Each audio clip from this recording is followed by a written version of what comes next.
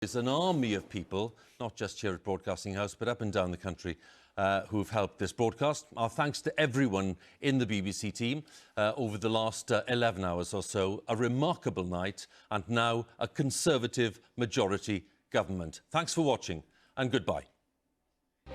A very good evening. For the fourth time in the space of 5 years, the future of the United Kingdom is uncertain. The question tonight is whether any party can get 326 seats or more and send their leader through that door. Who will declare first? Last time it was Newcastle, but we have found out that their neighbours in Clive Valley have been practising in secret. Are you ready? Our exit poll is suggesting that there will be a Conservative majority. It is a dramatic...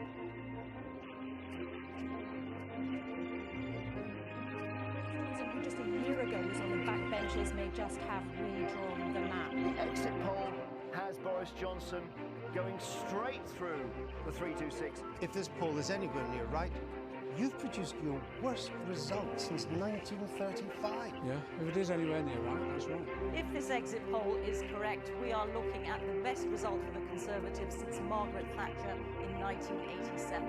Another general election, another failure to win a single seat. Yeah, but we've used our influence, that's the important thing. This so-called safe Labour seat may not be. 17,000.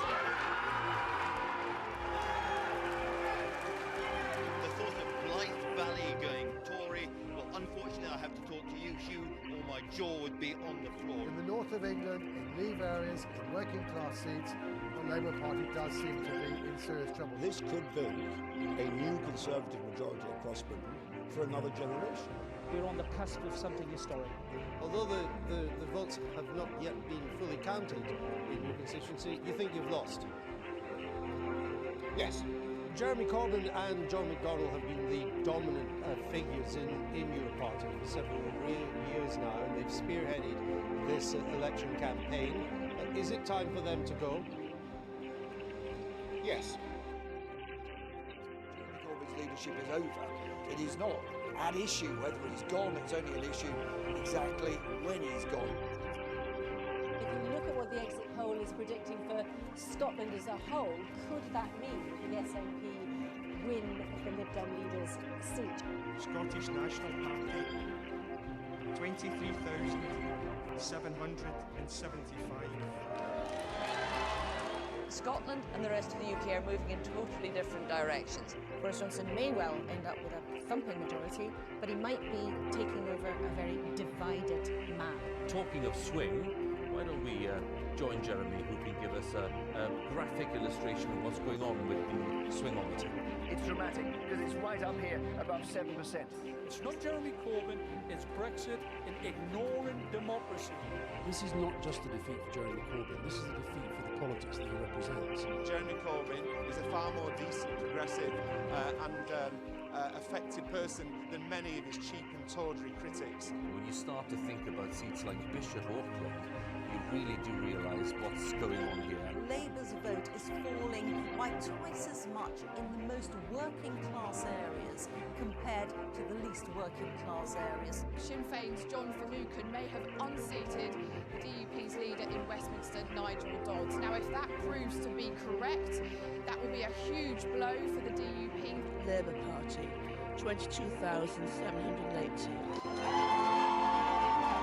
While there's been this talk throughout the evening of this red wall crumbling in the Midlands and in the north, there is this red wall here in the south as well. We started at the beginning of the night, you saying 368 seats, we're now saying 357. I will not lead the party in any future general election campaign. I will discuss with our party to ensure there is a process now of reflection on this result and on the policies that the party will take going forward. And I will lead the party during that period. I want to thank the people of this country for turning out to vote in a December election that we didn't want to call, but which I think has turned out to be a historic election. President Trump has tweeted that it looks like Boris Johnson is going to win big in the UK. It's good that the White House has finally cut up the BBC exit poll. I declare that Amy Callaghan is elected to serve in the United Kingdom Parliament. The party leader of the Lib Dems, Jo Swinson, has lost her seat. For millions of people in our country, these results will bring dread and dismay, and people are looking for hope. Nick Fletcher is duly elected as the Member of Parliament for the Don Valley constituency. What's your plan, Caroline, from now on? My next plan is to go and have a cup of tea here, actually. I have a mandate to offer Scotland the choice of an alternative future. Has he done right that you did wrong? Well, I'm very pleased at the majority that Boris has achieved. We've got Bolsover. How interesting that Dennis Skinner, the beast of Bolsover's seat, he leaves the Commons, and his seat was the one that got them over the line.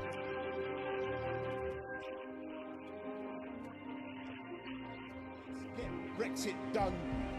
But first, my friends, let's get breakfast done. Thank you all. Thank you all.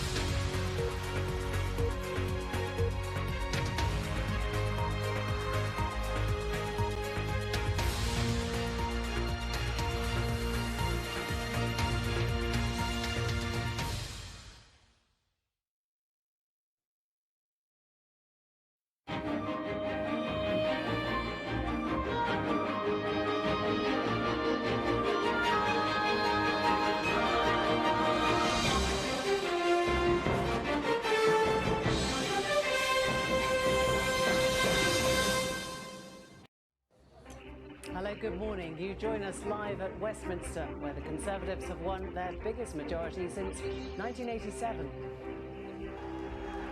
Boris Johnson's gamble to hold a December election has paid off with a majority of 78. The Prime Minister says it gives him a mandate to get Brexit done. Well, we did it! We did it! We pulled it off, didn't we? We pulled it off. We broke the deadlock. We smashed the roadblock. The Prime Minister is now inside number 10, having pledged to earn the support of people who, in his words, may have lent him their vote. An awful night for Labour, losing 59 seats, many of them in places the party has held for decades. Jeremy Corbyn said the results were very disappointing. I want to also make it clear that I will not lead the party in any future general election campaign. I will discuss with our party to ensure there is a process now of reflection. Boris Johnson pledges to work day and night to retain the support of those Labour voters who deserted Jeremy Corbyn as Labour suffered its worst defeat since the dark days of Michael Foot. Liberal Democrat leader Jo Swinson has quit after she loses her own seat to the SNP and the party fails to improve its position at Westminster. For millions of people in our country, these results will bring dread and dismay, and people are looking for hope. A strong result for the SNP, who now hold 48 seats out of the 59 in Scotland. Nicola Sturgeon says it sends a clear message for a second independence referendum there. That independence referendum that was very much at the heart of the SNP's campaign. There is a renewed, refreshed, strengthened mandate for that. So, the deadlock broken, Emily. We will delve deep into these numbers through the course of the day. We will pick out the patterns and we will show you some record swings across the country. And we will show you the changing picture in Scotland and Northern Ireland too. Our hexagon map, where we have made every single constituency the same size, shows exactly where the balance of power now lies. Labour's wall has been shrunk dramatically. Scotland has gone SNP yellow.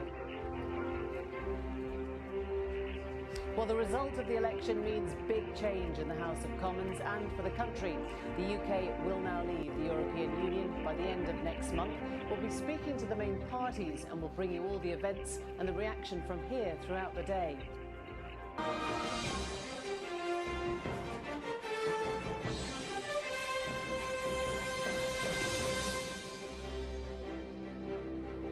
Hello, good morning and welcome to viewers here in the UK on BBC One and the BBC News Channel and around the globe on BBC World News. Here at Westminster, the Conservatives have taken control of the House of Commons after an overwhelming win in the general election. The Tories have a majority of 78 with just one seat still to declare. The Prime Minister, Boris Johnson, said no one could refute his stonking mandate to deliver Brexit, and he now plans to push ahead to get the UK to leave the European Union at the end of January. Jeremy Corbyn said Labour's result was a disappointing night and that he would not fight a future general election. The Liberal Democrats had a terrible night as the party leader Jo Swinson lost her seat and quit. But the SNP did well, coming close to sweeping the board in Scotland. Let's take a look at the result as they stand 9 o'clock this morning. So the Conservatives there winning 364 seats. That's a gain of 47. Labour took 203. They're down 59. The SNP have 48 MPs, an increase of 13 overnight. The Liberal Democrats only have 11, down 1, including, of course, their leader. The DUP 8 and Sinn Féin, who don't take their seats, 7. This is the vote share in Great Britain. We can show you what that looks like now. The Conservatives have gained 45% share of the vote. Labour is on 33%. The Liberal Democrats, 12%. The SNP are on 4%, just in Scotland. The Greens, 3%. And the Brexit Party on 2%.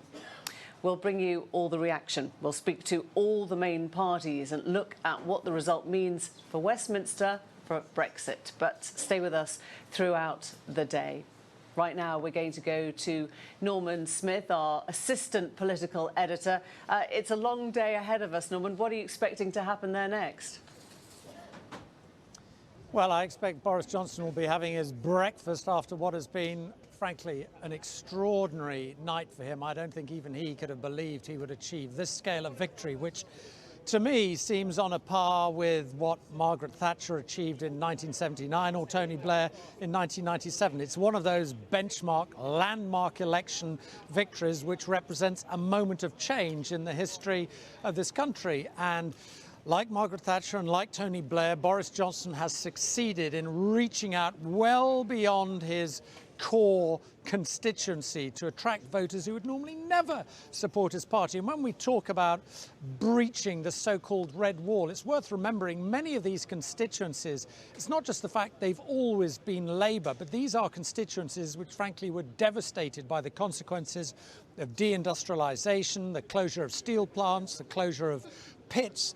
And for many of these communities, voting Tory was anathema, something they would never, ever consider. And yet we have found many of these constituencies, people not just abstaining, choosing that they're not going to back Labour, not just going to other parties, be it the Brexit Party or the Liberal Democrats, but leaping straight over from Labour to the Tories. And that is an amazing achievement. What does it mean? It means, it seems to me, Boris Johnson has just won a two-term majority, because with the scale of majority he's got, it's very hard to see how in one bound Labour or another party can somehow claw back all those seats. So Boris Johnson could well be in number 10 for the next 10 years. It also means, I think, we will find out who actually Boris Johnson is, because he's been a very malleable politician who says one thing to one group of people, another to another group of people. Now he has a free hand. He can do what he believes in. And Many of his supporters, people who were with him during his days as London Mayor, believe the true one nation Boris Johnson, the metropolitan Liberal Conservative, will re-emerge now he's got a free hand. And others also believe he will have much greater freedom when it comes to negotiating that final Brexit deal. No longer will he have his arm up behind his back because of the Brexiteers. So at long last, we will find out who Boris Johnson truly is. Interesting question, Norman. Thanks very much indeed. We'll have much more analysis of those results in a moment. But first, Jonathan Blake has the story of the night and a warning: there are flashing images in this report. In the dark before dawn, Boris Johnson punches the air in victory, arriving at Conservative Party headquarters to congratulate staff on a convincing win. He told supporters they had caused a political earthquake. Well, we did it. We did it. We pulled it off, didn't we? We pulled it off. We broke the deadlock. We ended the gridlock. We smashed the roadblock. And after turning once solid Labour seats Tory blue, he promised not to let voters down. Your hand may have quivered over the ballot paper as before you put your cross in the Conservative box. And you may intend to return to Labour next time round. And if that is the case, I am humbled that you have put your trust in me and that you have put your trust in us. And I and we will never take your support for granted. Are you going to resign, Mr Corbyn? There's no hiding from the scale of Labour's defeat. Jeremy Corbyn says he won't fight another election as leader, but was he to blame for such a devastating loss? I don't think so. I think on the policy issues we won the argument, but we literally couldn't break through Brexit. We tried our best to have a policy of principle where we bring the country back together again, both Remain and Leavers, but that obviously proved to be impossible. You lost your seat, Miss Swinson. Disaster for the Liberal Democrats. Their leader had lost her seat, her party and its supporters in despair. For millions of people in our country, these results will bring dread and dismay, and people are looking for hope. But celebration for the Scottish National Party, winning seats, helping the leader make her case. I don't pretend that every single person that voted SNP yesterday will necessarily support independence, but there has been a strong endorsement in this election of Scotland having a choice over our future. Re-elected, Boris Johnson has returned to Downing Street. His election gamble has given him a new mandate to govern. Jonathan Blake, BBC News. Well, now we're going to sweep across our newsroom, which, as you can see, is a hive of activity. Still over to our election results centre, where Christian Fraser is waiting for us. I've stood in front of that screen, Christian. I thought I'd seen it all over the last few elections, but clearly not. Quite an extraordinary night that you've had there. You ain't seen nothing like this, Emily. No, quite extraordinary. We've got most of the results in. We're just waiting for this one down here, St Ives, down in Cornwall. That's a Conservative Lib Dem marginal. Still waiting for the boxes from the Scilly Isles. Bad weather down there. But really, the results are in. And as Emily has told you, this is the best result for the Conservatives since 1987. Conversely, for Labour, that's their worst post-war result in terms of seats, worse than Michael Foot in 1983. And it gets better for the Conservatives in terms of vote share, best since 1979. Although you can see it's only actually plus 1.2% on what Theresa May got in 1987. What has happened is that the working class vote for Labour has collapsed in those post-industrial areas around the country. So the Conservative vote share up 11% in working class areas, only up around 7% in middle class voting areas. We've also said it's the Brexit election, and that tells you in very stark terms that it was. Look at those areas, strong Leave seats that voted over 60% Leave in 2016. The Conservative seats up 28, Labour down 28. But look in the strong Remain seats, those areas that voted for Remain by over 60%, not so good for the Conservatives or Labour. So what you see on the map is the march of blue into North East Wales, into the West Midlands, into the North East. The red wall completely obliterated on the night. And let's just look at some of those seats that we're talking about. This was the biggest swing of the night. Bassetlaw in Nottinghamshire, former mining town. John Mann standing down. Just look at the swing. 18%, quite extraordinary. Or another one. Let's go to Dudley North, the seat of Ian Austin. Remember, urging Labour voters to vote Conservative, so angry about the anti-Semitism within Labour. Again, a massive swing, 16% towards the Conservatives. And this one, quite extraordinary. In 2005, Sedgefield, the seat of Tony Blair, they had a majority of 18,000 at the nadir of Blairism. After 9 years of Labour opposition, Paul Howell for the Conservatives has taken it with a majority of 4,500. So an extraordinary picture that we're going to be looking at across the country for the Conservatives. And also, of course, we're going to look at Scotland because the picture very different in Scotland. A very good night for the SNP, and that is going to bring up those questions about the union, Emily. Really interesting, Christian. Yeah, we'll get on to that. With me now is the Tory Minister, Helen Whately. And just looking at that swathe of blue, Helen, what that tells us straight away is that you are going to be governing in areas where there is heavy dependence, there has been heavy dependence on public services. You are now, I guess, the party of the working class. And when you look at Workington, at the swathe of red that is now your mandate, you've got to deliver something really important for those people. You're absolutely right. I mean, the fact is, in this election, thousands, if not millions of people are putting their trust in us, people who've never voted Conservative before. So it's really, really important we deliver for them, both on Brexit and getting Brexit done, but also, as you say, on public services, on the NHS, on education. So what changes? Because that manifesto was about that thin, right? There was very little that told us anything other than a slogan about Brexit, which probably can't be kept to, in all honesty. We don't know about social care. We look at the NHS funding and see it's not nearly as much as was put in over the Labour years. We haven't got much detail on education. Is any of that going to come to the top of the pile now?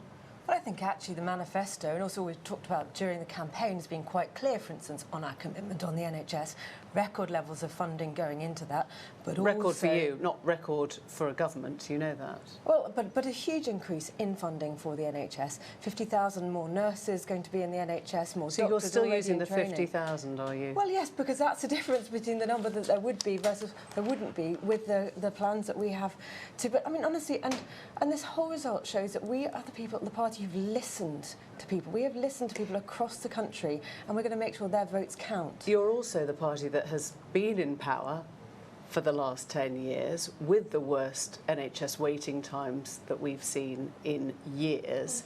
At what point do you have to recognise all the things that the Conservatives weren't doing right, that the damage they have done, that austerity has done, and say, actually, we have to take responsibility for that as we change what happens next? Well, I think, and I found talking to people during this campaign, people actually understood the mess that Labour left us in financially all the way back in 2010. Really? So you're going back to 2010, not the last decade? But I think people did understand the financial position that we were in. They also appreciate that actually the NHS is coping with a huge increase in demand, and that we are committed to making sure it can deliver on that. So that's a really important point. So if you think that Labour left you in a terrible place in 2010, that was after we saw record investment in the NHS, you have to choose, don't you? Either we are going to see record investment in the NHS and a real approach to social care and a real attempt to get waiting times down, or else we're going to carry on blaming Labour under Blair and Brown for that kind of investment in the NHS, which you say caused the damage. So which is it? Well, I mean, I think absolutely. Now we've got our economy back on track. Now we've got the deficit down. Now we're in a much stronger position economically to invest in public services, to put more into the NHS, as we absolutely want to do. We don't know that we've got the economy back on track because we do have Brexit coming down the track at us, and we know from recent figures that the economy is not growing as fast as it has been. So I don't know what you mean by back on track. We know that the uncertainty of the Brexit process has been difficult for the economy. It's been really difficult for businesses, and businesses, like most voters, want us to move on, get Brexit done. That will then give greater stability. I mean, you saw the pound go flying up when it looked like when the exit poll came out, and it looked like we would get a majority prosperity. So actually we're going to get a boost for the economy. Helen, because you don't come at Brexit from the Brexiteer stance. You are a Remainer, you are a one-nation Conservative. What is the vision that you want your party to have for Brexit now? Well, one thing I'd say is I think we have to stop talking about Brexiteers and Remainers. We're one country which is going to get on and get Brexit done. But we still don't know what Brexit looks like. I mean, that was very carefully shielded during the campaign. We don't know what Brexit looks like. We don't know whether it's alignment, whether we're going to be in competition with Europe, next to Europe, very closely related to Europe. What is your vision for that? Is it what the Trump tweet promised a couple of hours ago, the biggest trade deal that would make us forget all about Europe? I'm not going to commit to whatever Trump has tweeted, but no, first of all, we know we have to get the withdrawal deal through, and we're going to move very, very quickly, immediately to making progress before Christmas on the withdrawal agreement, so we can leave on the 31st of January, and then we can move on, yes, to our future relationship with Europe, but also healthcare, schools, policing, all the things that we heard from people in this election really matter to people day to day. John, it's such an interesting moment, this, because the Conservatives, I think Boris Johnson even used that term, a sort of new dawn. You know, he will see this as a new start and a new approach, and yet we have had a decade of Conservative rule. And as Norman was saying there, we don't know which Boris Johnson we're going to get now. No, we don't. I mean, he has to now define himself in a way that he hasn't been able to or had the opportunity to do so until now. The voters of this country have, yes, given him a triumphant election win, and he now has the blue flag flying in areas where we haven't seen it since Margaret Thatcher was the Prime Minister. But how do you keep those blue-collar Conservatives, in many cases rather reluctant blue-collar Conservatives, happy in these coming months and weeks and years? Now, look, one nation conservatism sounds good when you say it. It looks good on a poster and in a speech, but what does it mean? You can put money into the NHS, but the money that's being discussed has a lot to do with just trying to keep pace with demands on the NHS. It's not transforming the service in these coming months and years. When it comes to the money going into schools, it's about keeping pace with rising school rolls. And when it comes to police, all of these thousands of police are the numbers that have been cut by the Conservative government over past years. So making these people, these new blue-collar Conservatives, feel they've got something new for their vote, lending Boris Johnson their trust, that won't be easy. And we haven't even got into Brexit. Thank you both very much indeed. We're going to head to Scotland in a moment, talk to the Health Minister there after an extraordinary night for the SNP. Let us just show you, though, how the results played out overnight in Scotland. You can see the share of the vote there, first of all. The SNP on astonishing 45%, gains of 8%. The Conservatives on 25%. They've held up their share of the vote there pretty much, down 3%. Labour took the big losses overnight. They're on 19%, down 9%. The Lib Dems made gains in terms of that share. We know that they have more of a problem with the first-past-the-post system. Indeed, that was the system that yielded the loss of their leader's own seat there. The Greens have stayed the same, and very little movement from the Brexit Party. Let's talk then to Jean Freeman, the Health Minister for the SNP, who's in Glasgow. And what does this mean, Jean, for your plans now for independence? So good morning. Well, it has been, as you've said, a very good night for the SNP, but actually what it's been is a very good night for the people of Scotland, who've made it really clear for the 17th general election in a row that they reject the Conservatives. They reject the idea of leaving the European Union. They reject Brexit. They did by 62% in the European election not that long ago. And so what we will now do, because we pay attention to what people in Scotland say and what they vote, we will now, as our First Minister said, make that request for the Section 30 order, which would legally permit a referendum on independence in Scotland, so that people in Scotland have the right to choose what their future should be. That doesn't necessarily mean that everyone who voted for the SNP yesterday were supporters of independence, but what they were supporters of was the right for Scotland to choose its own future. I'm sure there was a certain sense of triumph amongst your party and MPs last night. There was an extraordinary reaction from Nicola Sturgeon at the news that Jo Swinson, the Lib Dem leader, had lost her seat in East Dunbartonshire.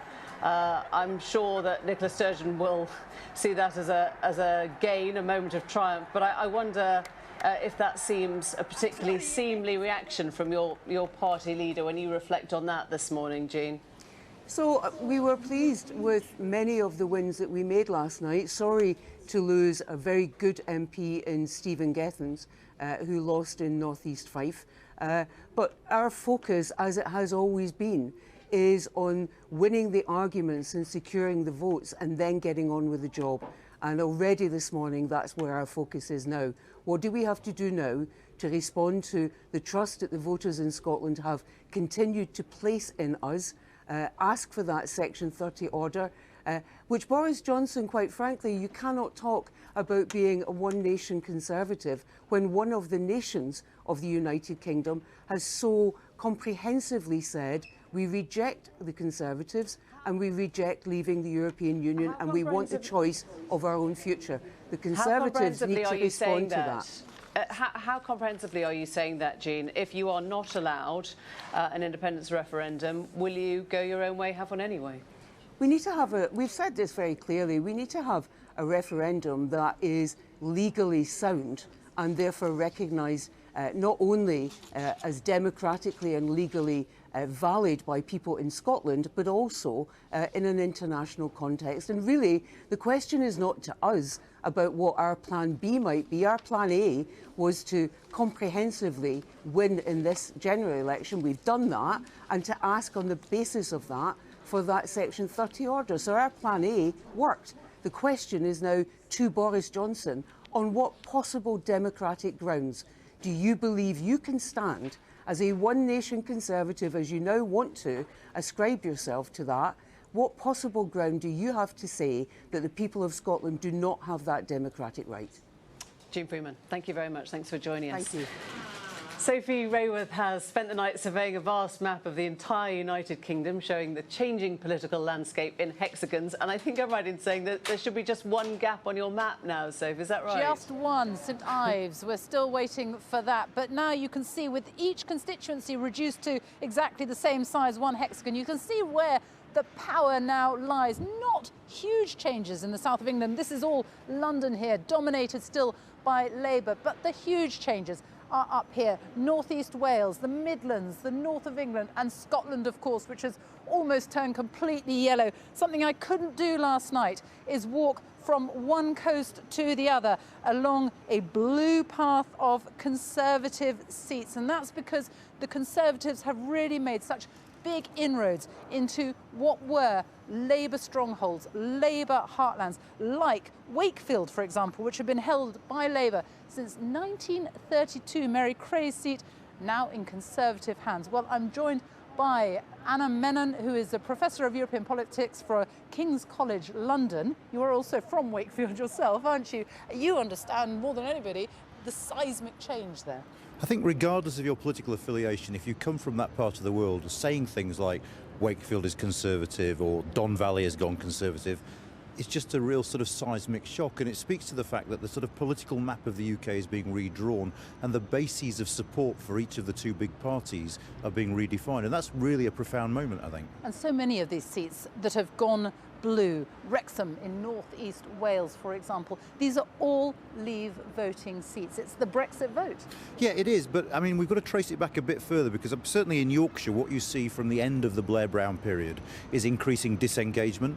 Then a lot of these people started to vote UKIP, and then you get the Brexit referendum, which pushes some of them to sort of try voting Tory. So quite a lot of them did in 2017, not enough for Theresa May to win these seats, but she laid the groundwork for what happened last night, which is to push the Tories over that 50%, or over the majority they needed in those seats, to finally turn these areas blue when they've been red for so long. It is really quite stark, though, isn't it, how the red wall has been breached, well, not quite breached, but certainly huge cracks in it. It's shrunk dramatically. This result will mean that Brexit probably, almost certainly, will happen, and happen fast. Yeah, I mean, I have to say that with this Prime Minister, I think even if he'd secured a majority of just one, we would have left the European Union at the end of January. Now there's absolutely no doubt about it. By the start of February, we will no longer be a member state of the European Union. OK, thank you very much for joining us. I'm going to travel down England a little bit here as well and join some of our voters who have come to talk to us. A Labour voter from Stoke, which has gone blue. Yeah, we're absolutely devastated. My friends and family were absolutely devastated. Labour really did push to engage all of the young voters. What went wrong? Well, I haven't really met any Conservative voters. Maybe that's just because I stayed in my sphere, but I'm absolutely devastated. A Lib Dem voter here. That's right. Not a good night for Liberal Democrats. Liberal Democrats lost their leader, Jo Swinson. Yes, she clearly didn't connect, it seems, with the population. And I think people have had enough of waiting for Brexit. It seems to be the result from tonight. And yes, 3.5 years was a long time. So disappointing, but we've got to see what happens next. And finally, a Conservative voter. Did you expect the level of success that the Conservatives have had? No, I think we were going to struggle to get past the 20 votes that was required, but it seems there's massive sea change, and primarily steered by the fact that individuals want to get Brexit done. They just want to get it done, and they also understand that good, tight budgeting, finance, investment is going to be needed in key services, which hopefully we're going to get. Well, thank you all very much for joining me. And there you go, our map, which just shows exactly what has happened, the story of the night, and the real shrinking of the red wall stretching from one coast to the other of Great Britain. Extraordinary picture, Sophie, and as soon as we get those last votes in from St Ives, you can probably go to bed, can't you? With us now is the National Coordinator for Momentum, Laura Parker, and the former Conservative Cabinet Minister, now independent candidate for London Mayor Rory Stewart. Welcome to both of you. Morning. Laura, this has been awful, hasn't it? Yeah, it's not been the best night ever. Obviously a very, very disappointing result for Labour. I'm really hoping that the red wall has temporarily buckled rather than being permanently smashed. And I noticed that the Prime Minister did say something about Labour voters having lent their vote to the Conservatives. So, I very much believe this was about Brexit, and I hope we'll be able to bring those people back. But it has not been a great night. Do you want to apologise to people for what has happened under your leader? Because we've had absolutely nothing from the Labour leadership. When Ed Miliband lost in 2015, he said, "I take absolute and total responsibility for that defeat." We've heard nothing. Well, I am certainly very sorry. I feel a huge responsibility to our activists in Momentum. We've mobilised thousands of people around the country. Apart from my deep concern for the country itself, the thing that is making me saddest this morning is that sense of obligation that I feel to all the people who put their trust in us. I'm sure we'll be hearing more from party leaders during the course of today, but of course it's a deeply disappointing result, and we do need, I think people have spoken about a period of reflection, and there has to be one now, because we have to understand what's happening. Do you know what? Normally you would say absolutely, a period of reflection is what everyone needs, except you were warned so many times, so often, in such clear language, from your own MPs, from people who defected, from voters on the doorstep, from everyone who had tried to sell the Corbyn message and couldn't. What part of that could you not hear? Alan Johnson said last night to John Lansman, Corbyn was a disaster. He couldn't lead the working class out of a paper bag. Now, if your Labour leader can't do that, what is Labour for? But this was the leader that took us to the largest increase in Labour's vote share since 1945, that just was 2 years ago. because your MPs had signed off on Article 50 to deliver Brexit at that point. It clearly wasn't what Corbyn was saying on the doorstep. Well, I'm not sure where the evidence for that is. I think there's no denying that we've had a very difficult 2 years. I think Brexit has sucked the life out of politics. It's incredibly disempowering. We've wanted to talk about the NHS, to talk about wage stagnation, and we've not managed to cut through the Brexit noise. And it's quite clear that people up and down the country have been The Brexit noise is everyone's noise. You could have decided to actually explain what the Brexit position was. He could have decided to show leadership on that rather than constant ambiguity the whole time. You lost 2.5 million voters in 2 years. How do you do that? Well, I very much hope that we will get them back again when Brexit is done, if indeed the Prime Minister managed to do it, because I'm not so confident that he will either. Do you accept that momentum is a cult? That was Alan Johnson as well. Is it No, the end of momentum? Do you know what? I don't know if he's ever... I don't know how many... I genuinely don't know how many momentum members he's met, but if he came to our office, he would find it full of enthusiastic, positive, inclusive, largely young people. We've mobilised thousands of people across the party. We've had Labour MPs who would under no stretch of the imagination describe themselves as Corbynistas, who've come to Momentum. They've had us campaigning in their constituencies. Our videos were seen by 70 million viewers. That is not... They clearly didn't like them enough to actually vote for Corbyn. But that's not a cult, is it? That's way beyond the membership of Momentum. In fact, it's way beyond the membership of the party. Maybe it's a bubble, not a cult. We're going to bring some tweets in from Margaret Hodge when we can make those work on the screen. But Rory, your take as things stand tonight, the moderates, people that you were supporting, the centre ground is what we would have called the One Nation, uniformly defeated. Absolutely. So I think that the big challenge for British politics, as for European and indeed American politics, is to rebuild that centre ground. I think what's happening is people are realising that social media and other things mean that parties are tempted to campaign more and more on the extremes. The messages are getting simpler and simpler. There's less and less detail. But it works. I mean, that's exactly what we've seen now. That works. A three-word slogan works. A short manifesto works. Lack of detail works. Why would anyone try and do it the more complicated way now? Because it's only by getting back to reality and detail that we can really start governing the country properly. So I think you're absolutely right. It's worked brilliantly well, far better than somebody like me predicted, probably because my prejudice is usually to try to talk about the practical, complicated details on the ground. I was very sceptical about this. Of course, it's true, it really does work. It works right across Europe, it's working across the United States, but in the end, a democracy is about reality. It's about getting people back to talking about practical things, about crime on their streets, about transport, about housing, and above all, the word how rather than what. How are you going to do this? But isn't it interesting that actually what we've seen overnight is the importance of being affiliated to a party, that whether it was the MPs that left Labour or the MPs that left the Conservatives, you don't exist without that structure, and you're now outside the party that you could have remodelled and reshaped. So I'm running as an independent, and I still believe strongly here in London that there is space for independence, that you want somebody who isn't affiliated to a party, who can challenge whoever's in government. But above all, because I think the future, actually, in many, many countries of the world is cities. I think these national governments are drawn by these campaigns into more and more extreme, more and more polarised positions. In cities around the world, it's really where the change happens, because it doesn't have to be so ideological, it doesn't have to be so party-driven. You can get on and do things quickly.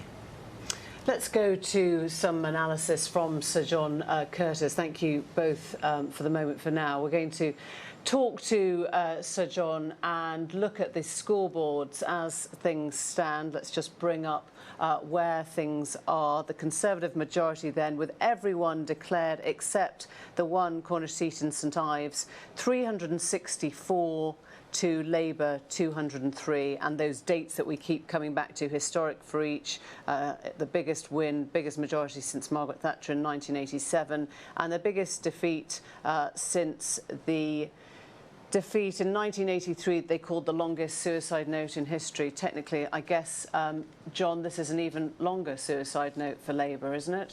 Well, that's, to be honest, a consequence of the different way in which the electoral system operated. Labour's share of the vote in 1983 was only 28%. This time, at least, they've managed to secure 33%. But the character of Labour's vote is so different from 1983. In 1983, Labour were insulated from the worst effects of the collapse of its support because it did relatively well in its strongholds in the north of England, in the Midlands, in more working class seats.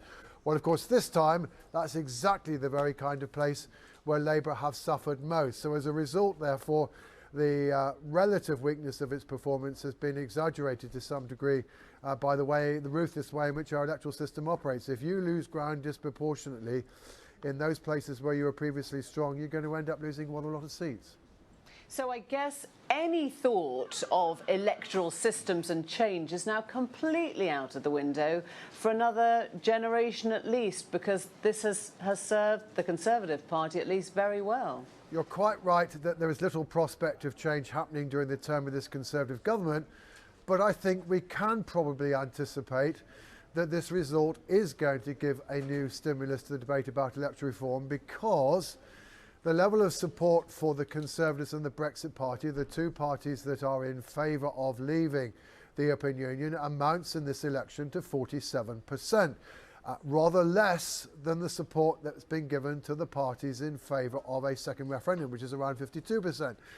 And indeed, we know from polling evidence, and we have to say the polls were reasonably accurate this time, so there's no particular reason to disbelieve this. We know from the polls that it looks as though at the moment there is a small lead in favour of Remain. So I think we can anticipate that there will be an argument about A, whether or not an election was the best way of settling the Brexit impasse as opposed to referendum, and B, an appreciation of how, if you hold an election, it's not necessarily which is the more popular idea that's going to win, but rather which of the two ideas in this case ends up being the better organised. And the truth is the Leave side were better organised because they piled in behind the Conservative vote, whereas although Labour did manage to squeeze the Liberal Democrat vote during the campaign, there was still 20% of the Remain vote going to the Liberal Democrats. That fractured the Remain vote, and that was the foundation of Boris Johnson's victory. John, thanks very much indeed. Back with John when we get that full complete board. But right now we're going to Belfast to get reaction to some interesting results there. We're going to have a look at Christian Fraser's board first to see what the story of the night has been in Northern Ireland. A couple of big scalps there, not least Nigel Dodds. Christian. Yeah, a really interesting night in Northern Ireland. Remember that in the last Parliament, the DUP had a very strong hand. They had 10 seats. They were the voice of Brexit from Northern Ireland. They're down 2. And for the first time ever, you've got Sinn Féin and the SDLP, 2 Nationalist Party, 9 plays 8. The Nationalists more seats than the Unionists. That's the first time that's happened. The DUP is still the biggest party in terms of seats and vote share, but really the big winner of the night, the Alliance. Now, they are cross-party. They sit neutral on the constitutional question. Much more palatable for Unionists to vote for the Alliance than to vote for a Nationalist Party. So let's have a look at those 3 parties. You mentioned Nigel Dodds. This, I can't say it strongly enough, is a political earthquake. So within Belfast North is the Ardoyne estate, Catholic Ardoyne estate, scene of a lot of the violence during the Troubles. You've got Unionist and Nationalist communities living together. The Catholic community is growing in size. So Sinn Féin really wanted this. Nigel Dodds has had it for 20 years. John Finucane, who has taken it, is the son of Pat Finucane, the solicitor who represented IRA members. He was gunned down by the UDA in 1989. And you can see what's happened on the night. They have taken, it's an alliance, a Remain alliance in this seat. So SDLP stood aside. Sinn Féin have taken it from the DUP, a 5% vote share change. This one's interesting, North Down. I told you they'd done well, the Alliance. This is the one seat they picked up. Stephen Farry's the deputy leader. DUP had fought hard for this, but they've been punished for getting into bed with Boris Johnson. People in Northern Ireland don't like the Boris Johnson Brexit deal, and the Alliance has put on 36%. And this is the final seat I want to show you, because this is really fascinating, Emily. Foyle, OK? Home to Derry, London Derry. So for many, many years, it had been SDLP. It was the seat, in fact, of John Hume, the former leader of the SDLP. And then it was taken in 2017 by Alicia McCallion, who was the London Derry mayor, only by 169 votes. But look at that. 17,000. This is one of the biggest swings of the night. OK, you've got a swing here of 18%. We know that there has been resurgent paramilitary activity in Derry, London Derry. Is that what we're talking about here? Remember the death of Lyra McKee, the journalist who was shot? Is this a reaction from the nationalist community in Derry, London Derry, to what has happened? And is that why the SDLP got in? Christian, fascinating to see some of those played out. Thanks very much indeed. Well, let's catch up now with Annita McVeigh, who's in Belfast. And I think it was the former UUP leader who said that they'd spent years fearing the Irish nationalists, and then they realised that they had more to fear from English nationalists. Is that the sense that certainly the DUP sold their soul for nothing? It's a really interesting story here, Emily. Yes, some really big stories coming out of Northern Ireland overnight. If we look first of all at individual personalities and in terms of name recognition, Nigel Dodds, who Christian was talking about, obviously a DUP deputy leader, party Westminster leader, intimately involved in those discussions, confidence and supply discussions with Theresa May and discussions with Boris Johnson, losing his Belfast North seat after almost 20 years. And that going to John Finucane of Sinn Féin. So a shift there from a Brexit supporting unionist to a Remain supporting nationalist, and that very much reflects the broader picture here in Northern Ireland, where we now have a majority of MPs who are nationalist and a majority of MPs who support Remain. But let's discuss that point that you were making and the broader issues here with Sam McBride, who's the political editor of the newsletter. Sam, morning to you. I mean, let's get your overview of what's happened overnight. You were saying some really sensational stories. So this has been a calamitous result for the DUP in particular, and for unionism in general. This has been a night where they have lost, in the DUP's case, 2 seats which were very important to them, particularly Nigel Dodds. He was a key strategist for the DUP, one of their big strategic brains, as well as their Westminster leader. They have seen their influence at Westminster evaporate overnight. They have seen Scotland go towards nationalism. They have seen, for the first time in the history of the Northern Ireland state, a majority of nationalists, as you say, return to Westminster. And whereas this might be seen as a party political catastrophe for the DUP, it's much wider than that. This is not votes going from the DUP to the Ulster Unionist Party or some other unionist party. This is votes leaving unionism as an ideology, either by not coming out to vote and therefore nationalists being elected, or going to the centrist Alliance Party. Votes leaving unionism as an ideology because of Brexit? I mean, Emily was making the point that there have been comments suggesting that whereas unionists might have thought the main fear they used to have was from Irish nationalism, it's been from English nationalism, actually, that's making the difference now. I think that the DUP have been particularly slow to realise how vulnerable they are to English nationalism in particular. Some of them did realise it, some of them did not back Brexit, but there was a sense that they blindly followed Boris Johnson, even after he betrayed them earlier this year. They then, in Arlene Foster's case, basically backed him to be leader, and then backed him for a second time, and were betrayed a second time. So there are very difficult questions for the leadership of the DUP at this point. Arlene Foster will be under intense pressure because she has presided over 3 years, if you like, of a series of calamities. This is perhaps the gravest, and the question now is, will she survive in these circumstances, having done so up until now? A very interesting question, Sam. Thank you very much, Sam McBride from the newsletter. And now that Northern Ireland has 3 Remain MPs who will take their seats at Westminster on those green benches, unlike the Sinn Féin MPs who have an abstentionist policy, the question is, given Boris Johnson's big majority, whether those 3 Northern Ireland Remain MPs, 2 SDLP, 1 Alliance, can actually make that point of view heard with that big majority for Boris Johnson. Back to you, Emily. Thanks, Anita. They certainly won't be part of the maths this time around, that's for sure. Well, joining us now, Gavin Barwell, former Downing Street Chief of Staff to Theresa May. Dan Carden, the Labour Shadow International Development Secretary. Welcome to you, Dan. And Nigel Farage, the Brexit Party leader. And Dan, I'm going to start with you, if I can. Do you blame Jeremy Corbyn? No, I don't. It's a heartbreaking result for the Labour Party, but I think it shows that the Brexit divisions across the country have not been solved, and I think we've paid a price for that. I mean, every Labour MP who lost their seat this morning won their seat under Jeremy Corbyn's leadership in 2017. The difference was we had a manifesto that accepted the referendum results back in 2017, and it's that position that has slowly changed over the last couple of years. And it shouldn't have changed, you're saying? I think moving towards a second referendum and making ourselves look like the Remain party, we've paid a price for that in our working class heartlands up north and across the Midlands. Because even that strategy wasn't clear. I mean, the extraordinary thing is that from John McDonnell at sort of 10 past 10 last night to you at 10 o'clock this morning, the message has just been one of, it seems, sort of absolute denial, which is it was all about Brexit and we just weren't capable of fighting the Tories on Brexit. I mean, what happened to your party last night? What happened with the leadership? What happened to ignoring everyone telling you how badly you were going to do because there was no trust in Jeremy Corbyn and no sense of what he was about. At what stage do you start saying this was an appalling defeat and we've really got to look at ourselves, because we were warned about this all the way along? Well, of course we do have to look at ourselves and review our policies, review everything about the last couple of years and where the Labour Party goes forward.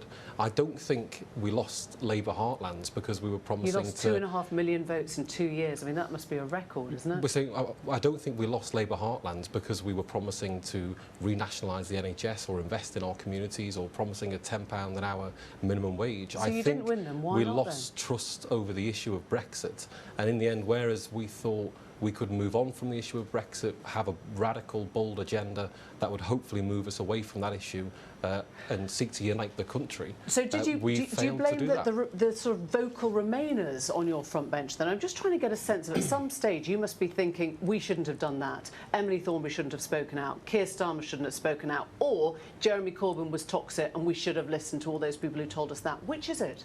Well, in a way, it's both, Emily, because I mean, I travelled around the marginal seats a lot during this campaign, and of course, Jeremy Corbyn was raised by people for being toxic. But when you ask people why they weren't voting for Jeremy Corbyn or why they wouldn't vote for him, they couldn't give you an answer. And Jeremy is someone who's been smeared and attacked by the media ruthlessly for the last 4 years. It's not just me that says that. It's Loughborough University, it's the LSE, it's others. Genuinely, when they look at the media coverage of Jeremy, and you think it's a media problem, do you? I'm just saying there's actually reports and educational documents into this, and the bias against the Labour Party and Jeremy is clear. Everyone who stands faces scrutiny, and I think Tony Blair would probably say he was smeared and attacked by the media when he was Prime Minister, and he still got 3 terms in office. In those marginal seats, there were letters after letters attacking Jeremy Corbyn's in every way possible. You know, I don't think we've ever seen a leader of a political party attacked in such a way that Jeremy Corbyn has put up with for the last 4 years. He hasn't said, I'm going, I recognise that I'm the root cause of the problem, I've got to allow Labour to move on. Would you like him to go straight away and allow you to choose a new leader and try and start again? No, I want us to take our time. I mean, the situation we're faced with now is 5 years in opposition. We need to reflect. I'm keen that it could be 10 to be honest, on the majority of that size. Many of these lessons, but let's not lay this just at Jeremy Corbyn's door. Gavin, I wonder, when you reflect on what happened overnight and you see what a different strategy Boris Johnson ran to the one that Theresa May ran, that obviously took you out of your seat in Battersea, whether you think that's a complete sea change now in how an election campaign is run. So I make 2 points. I think, first of all, if Theresa was sitting here, she would say the 2017 campaign was a disaster. You know, the manifesto was wrong and the campaign wasn't right, and she takes responsibility for that. So that definitely is a difference. You can't deny that. But I don't think that's the biggest difference. And your correspondent earlier was saying the Conservative vote share in this election is 1 percentage point higher than she achieved in 2017. The big difference is the Labour vote share. And the reason for that, and I think Dan made one, you know, I don't agree. I think Corbyn was a huge issue, as well as Brexit. Right, but I do think he made one fair point, which is there are Labour MPs who won their seats in 2017 because of Jeremy Corbyn. So how do you explain that? And my answer would be that in 2017, although the Westminster bubble knew who Jeremy Corbyn was, the electorate didn't. And he had a good campaign, and he delivered didn't win, but a pretty good result for Labour. 2 years later, people know what they think of Jeremy Corbyn. And whilst it's definitely true that Brexit was a factor, that's why the results are much better for the Conservatives in the Midlands and the North, it is undeniable from all the accounts you hear from everybody right across the country that there are concerns about anti-Semitism, there are concerns about national security. Forgive me, because I want to hear from you about your party, because your party morphed into something different this time, and you have been a chief of staff, you know, not on an election campaign, but right next to a prime minister. Yeah. I wonder whether you look at the way that this campaign happened. Would you have run that campaign? Would you have run a campaign that said to Boris Johnson, don't come off message, even if somebody asks you what your girlfriend wants for Christmas, just say the message, don't talk to the public, hide in a fridge rather than facing a camera, dress up in photo ops rather than explaining things in a manner? Would you have been proud of that as a strategist? So I think if you're involved in the strategy of running elections, it's a really difficult balance to strike, because you have to have message clarity. One of the reasons he's won is he has managed to put together a coalition of people who passionately believe in what he's offering, and want all this to happen, and others who maybe, like myself, campaign for Remain but think people voted for this, it's a democracy, it should happen. And that Get Brexit Done slogan built that coalition. Now, on the other hand, voters do not like politicians not engaging and answering questions, and there's a real balance for anyone. When you're an active politician, you come on being interviewed by you, how much do you actually engage in trying to answer the question, and how much are you trying to get your message across? And he looked get terrified. that balance. I mean, that was why he couldn't even be in the studios, because he looked terrified. Getting that balance right is a really, really difficult thing. So, I mean, like my experience when I was housing minister, you'd go on to talk about the housing white paper, and the interview would often focus on one little policy and needle away to try and make a point on one, and your job is to go on and try and sell the overall policy. That's the difficulty for politics communicating in the modern media. We have to engage with your questions. We want viewers to think we're trying to properly answer your questions, but we also have a story we're trying. But we also have a story we're trying to tell. And I think that's the balance you've got to get right. But if you judge it by results, this is a huge personal triumph for him, this election result, and you've got to give him credit for that. Nigel Farage, the country has now voted for a Brexit deal that you hate. Yeah, I think if you said to people what was in the deal, they'd be mortified. But look, we've got Brexhaustion, 3.5 years on, a perception that Westminster is Remain, that they're against us, and you get a new Prime Minister comes along with, you know, a bit more optimism, a bit more energy, who says he's going to get Brexit done. It's very tempting. I mean, look, I think from my perspective, and I mean, I've wanted this for 25 years, the nightmare would have been a second referendum. I just think that would have done the country enormous damage, and I did what I could in this campaign to try and stop that from happening. We are going to get Brexit. It'll probably be half a loaf, but we are actually going to get Brexit. But you're a strange beast, aren't you, Nigel? I mean, in the midst of all this, you would have thought you'd be the happiest man alive, but you're the one saying it's a terrible deal and I hate it. You have no power. You have no I've MPs. I've just said to you, I'm pleased with the result. You know, I didn't want a second referendum.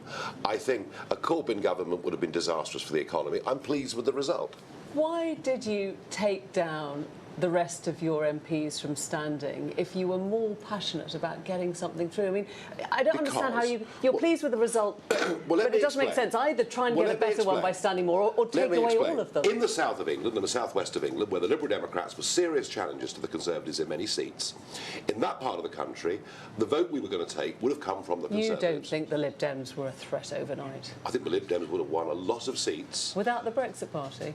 I think the Liberal Democrats would have won a lot of seats in Surrey, Hampshire, Devon, Dorset, Cornwall, if we'd stood. I have no doubt about that. So the decision to stand down, yeah, I'm not happy with the deal. I make no bones about that. But I prefer to have Boris Johnson doing Brexit than a second referendum, and that's why I took the decision. And we've seen the tweet from from Donald Trump overnight.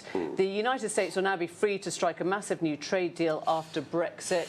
So should Labour be worried that everything is on the table, the NHS on the table, that's all been dealt with. I mean, the whole Labour campaign on the NHS... But you're going, so what does that mean? Here's the problem. If we go through with Boris's deal as it is, there'll be no trade deal with America until at least 2023, if ever. And that's why how Boris does Brexit is very, very important. If we're too closely tied to the EU, there'll be no American deal. Thank you all very much indeed. We go to Sedgefield now, which has a Conservative MP for the first time since 1931. You'll know it, of course, from the Tony Blair years. The BBC's Anna Foster is there for us, and this was one of those, I think, that we all wondered about as soon as the exit poll came out. Anna, what is the sense there today? It is a sense people have woken up here, and there is a real sense of disbelief, I think, because this was, of course, Tony Blair's constituency. He won this seat in 1983. And just to give you an idea of the numbers, because they tell a really strong story, back in 1997, when there was that landslide Labour victory, Tony Blair had a Labour majority here of more than 25,000. Sedgefield has woken up this morning with a Conservative MP who has a majority of 4,500. It is incredible to think that not just this seat, but a whole swathe of the Tees Valley and parts of Durham, former coal mining areas, former steelwork areas like Redcar, have turned Conservative. Now, Chris Lloyd is with me, a veteran reporter from the Northern Echo, the local newspaper here. And we were just talking, Chris, about the way that this was absolute Labour heartland country. This is where Tony Blair, at the peak of his power, brought George Bush, the US president. It didn't get bigger than that. No, this was his power base, really, and it was he helped or it helped him shape what became New Labour. Very similar to where we are now, where the left-wing Labour Party in 1983 falling to an enormous defeat, and this area helped him rediscover what Labour meant for traditional kind of working class communities, and it became the focus of world attention here. We even had George Bush visiting just down there to the pub, the Dun Cow, for fish and chips. It was an amazing day where we had armed policemen on all of these roofs around here, and I was lucky enough to be the only journalist in the pub to witness that. And if somebody had tapped you on the shoulder that day and said, in 2019, Sedgefield will have a Conservative MP, it's hard to believe. It is hard to believe, but times are changing. I think it's very interesting what it says about almost about the mindset of the Tees Valley, of the North East. There's kind of been a tidal wave of Toryism sweeping down the Tees Valley, but people are now have always been looking for a reason not to vote for Labour. They couldn't vote for the Conservatives because generations would spin in their graves, but now the mindset is beginning to move on. We're no longer defined by the past. We're no longer defined by being former coal mining, former steel making.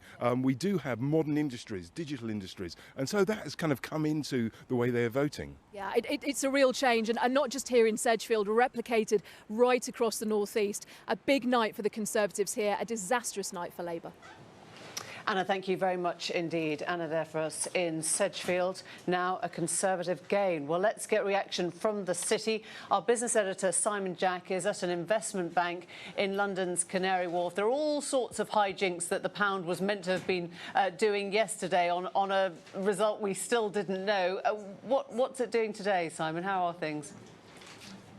The markets gave Boris Johnson a round of applause in their own way. The pound was very significantly higher overnight on the publication of that Brexit poll. And this morning, when the stock markets open, politically sensitive shares like banks, utilities, the building companies, they all went rocketing up into double digits in some cases. So I've got Fabrice Montaigne here, the chief UK economist here at Barclays. And explain to us why the markets are giving such a cheer this morning. Yes, good morning. I think much of what we're seeing this morning has to do with the fact that we have been able to peel away one layer of uncertainty. You know, what businesses tell us is that they can't operate when rules constantly change. And their questions have partly been answered today. We have a functioning government in a functioning parliament that has the mandate to take the UK out of the EU. So that would allow some businesses to re-engage with the economy. But you've got a mandate to deliver a Brexit that most businesses don't want, and also most investors are quite nervous about. Absolutely, but make no mistake, nobody is saying here Brexit is good news. I guess what the markets are expressing is that an orderly Brexit is better than a disorderly Brexit. Where you're getting at is that very quickly in the course of next year, as we start negotiating trade agreements and we move closer to the deadline, businesses will be asking the question, so now what? How will we be able to trade after that? Great, thank you very much indeed, Fabrice. He's now got the time and the power to do whatever he wants, and some people are thinking he'll pivot, maybe gives him the licence to pursue Brexit however he sees fit. Simon, thank you very much indeed. Simon Jack in the city there for us now. Good morning. You join us live at Westminster, where the Conservatives have won their biggest majority since 1987.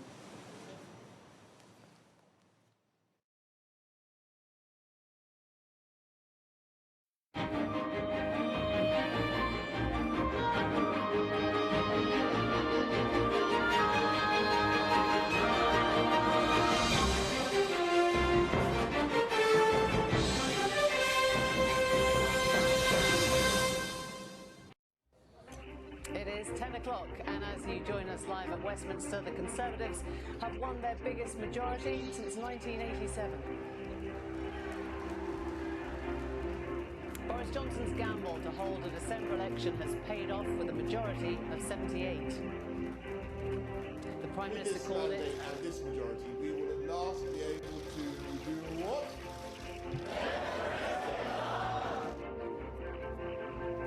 Prime Minister's now inside number 10, having pledged to earn the support of people who, in his words, may have lent him their vote.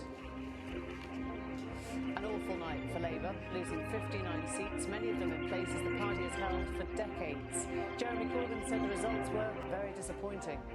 I want to also make it clear that I will not lead the party in any future general election campaign. I will discuss with our party to ensure there is a process now. How did he pull it off? Boris Johnson's here inside number 10, savouring the moment, preparing for government for the next 5 years. And we're live at Buckingham Palace, awaiting the arrival of Boris Johnson here a little bit later this morning when he comes to formally ask the Queen for permission to form the next government. Liberal Democrat leader Jo Swinson quits after she loses her own seat to the SNP and the party fails to improve its position at Westminster. For millions of people in our country, these results will bring dread and dismay, and people are looking for hope. A strong result for the SNP, who now hold 48 seats out of the 59 in Scotland. Nicola Sturgeon says it sends a clear message for a second independence referendum. That independence referendum that was very much at the heart of the SNP's campaign. There is a renewed, refreshed, strengthened mandate for that. We're delving deep into the numbers. We're going to look at Scotland in the next hour on another fantastic night for the SNP. And what did go wrong for the Liberal Democrats? So much optimism 5 weeks ago, yet they could finish in a worse position than they were in 2017. On our giant map, each constituency has been made exactly the same size. One hexagon for one MP, and it really shows the balance of power. Labour's red wall dramatically shrunk, and Scotland has gone SNP yellow. Well, the result of the election means big change in the House of Commons and for the country. The UK will now leave the European Union by the end of next month. We'll be speaking to the main parties and we'll bring you all the events and the reaction from here throughout the day.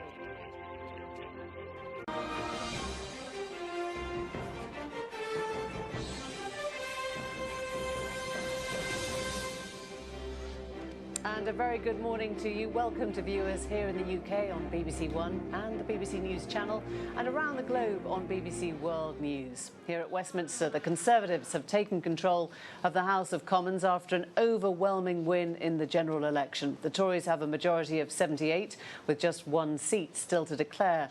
The Prime Minister, Boris Johnson, has called it a new dawn and said he now has a mandate to get the UK to leave the European Union at the end of January. No ifs, no buts. Jeremy Corbyn said Labour's result was a disappointing night and that he would not fight a future general election. The Liberal Democrats had a terrible night as the party leader Jo Swinson lost her seat and quit. But the SNP did well, coming close to sweeping the board in Scotland. Let's take a look at the result as they stand. So the Conservatives winning 364 seats, that's up 47. Labour took 203. They're down 59 seats. The SNP have 48 MPs. They made an increase of 13. The Liberal Democrats just 11. They're down 1. The DUP 8, down 2, and Sinn Féin, who don't take their seats, 7. This is the vote share in Great Britain, so you can see how that reads across. The Conservatives then on 45% share of the vote. Labour on 33%. The Liberal Democrats on 12, 4, the SNP on 4, just up a tiny bit, and the Greens 3%. The Brexit Party is on 2%, and we'll bring you all the reaction, speak to all the main parties and look at what the result means for Westminster and for Brexit. Do stay with us, stay with me here throughout the day. Right now, there we go to Clive, Myrie, who is in Downing Street, and there are procedural things that must happen, Clive, almost before the magnitude of the night has sunk in, preparations being made for the next steps. Indeed, Boris Johnson has been here now for the last couple of hours after he gave that victory speech not far from here. And his chief advisor and election guru, I suppose you could say, Dominic Cummings, he arrived about an hour ago. And the big question, of course, is how did they do it? Their campaign so successful overnight. Remember those votes in Parliament that Boris Johnson lost day after day after day. Lots of worry and concern within the Conservative government of Boris Johnson that things were slipping out of his hands. But Dominic Cummings making it clear to his advisers that, look, keep calm. We're all going to be little Fonzies, he said. Keep calm, keep cool. These are skirmishes that we are losing. The big battle is to come. And they have indeed triumphed pretty spectacularly, as we've seen overnight. As you say, a lot of procedure still to go through. Boris Johnson, at some point, will leave number 10 here, head to Buckingham Palace to formally ask the Queen to form the next government. This, of course, potentially Boris Johnson's home for the next 5 years. But what a night it has been. Let's get the story of the evening with our political correspondent, Jonathan Blake. A convincing victory, winning here in Blythe Valley and in constituencies across the UK. The Conservatives now have a massive majority. This morning, Boris Johnson told his supporters they had caused a political earthquake. Well, we did it. We did it. We pulled it off, didn't we? We pulled it off. We broke the deadlock. We ended the gridlock. We smashed the roadblock. And after turning once solid Labour seats Tory blue, he promised not to let voters down. Your hand may have quivered over the ballot paper as before you put your cross in the Conservative box. And you may intend to return to Labour next time round. And if that is the case, I am humbled that you have put your trust in me and that you have put your trust in us. We did it. Overnight, new Conservative MPs were elected throughout Labour's heartlands, the losing side looking on as seat after seat fell away. Are you going to resign, Mr Corbyn? There's no hiding from the scale of Labour's defeat. Jeremy Corbyn says he won't fight another election as leader. His supporters blame Brexit, but there's a fight for the future of the party. We tried our best to have a policy of principle where we bring the country back together again, both Remain and Leavers, but that obviously proved to be impossible. You lost your seat, Miss Swinson. Disaster for the Liberal Democrats. Their leader had lost her seat, her party and its supporters in despair. For millions of people in our country, these results will bring dread and dismay, and people are looking for hope. Sheer joy for the Scottish National Party, winning seats, helping the leader make her case. I don't pretend that every single person that voted SNP yesterday will necessarily support independence, but there has been a strong endorsement in this election of Scotland having a choice over our future. Re-elected, Boris Johnson has returned to Downing Street. His election gamble has given him a new mandate to govern. Jonathan Blake, BBC News. And what a mandate it is. Let's join our assistant political editor, Norman Smith, who's with me. Norman, let's talk about bubbles and silos. Over the last 5 weeks, I have travelled this country from Inniskillen in Northern Ireland, West Wales, Croydon, Crewe. I spent a lot of time in Leeds, Doncaster and Bishop Auckland up in County Durham.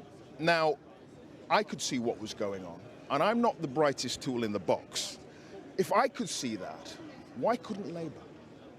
I think the truth is many of those around Mr Corbyn closed their ears to what voters were saying. They just simply refused to pick up on what, many Labour MPs, candidates, were saying, namely that Mr Corbyn was a massive, massive problem on the doorstep. And yes, Brexit was an issue, but the overriding problem was Jeremy Corbyn. And I formed the impression, just going to rallies with him, and you'd see these terribly enthusiastic young supporters, that they were all talking to each other, feeding off each other, and their views were sort of rebounding off each other, and then they convinced each other that that was the worldview, that everyone shared their enthusiasm for Jeremy Corbyn.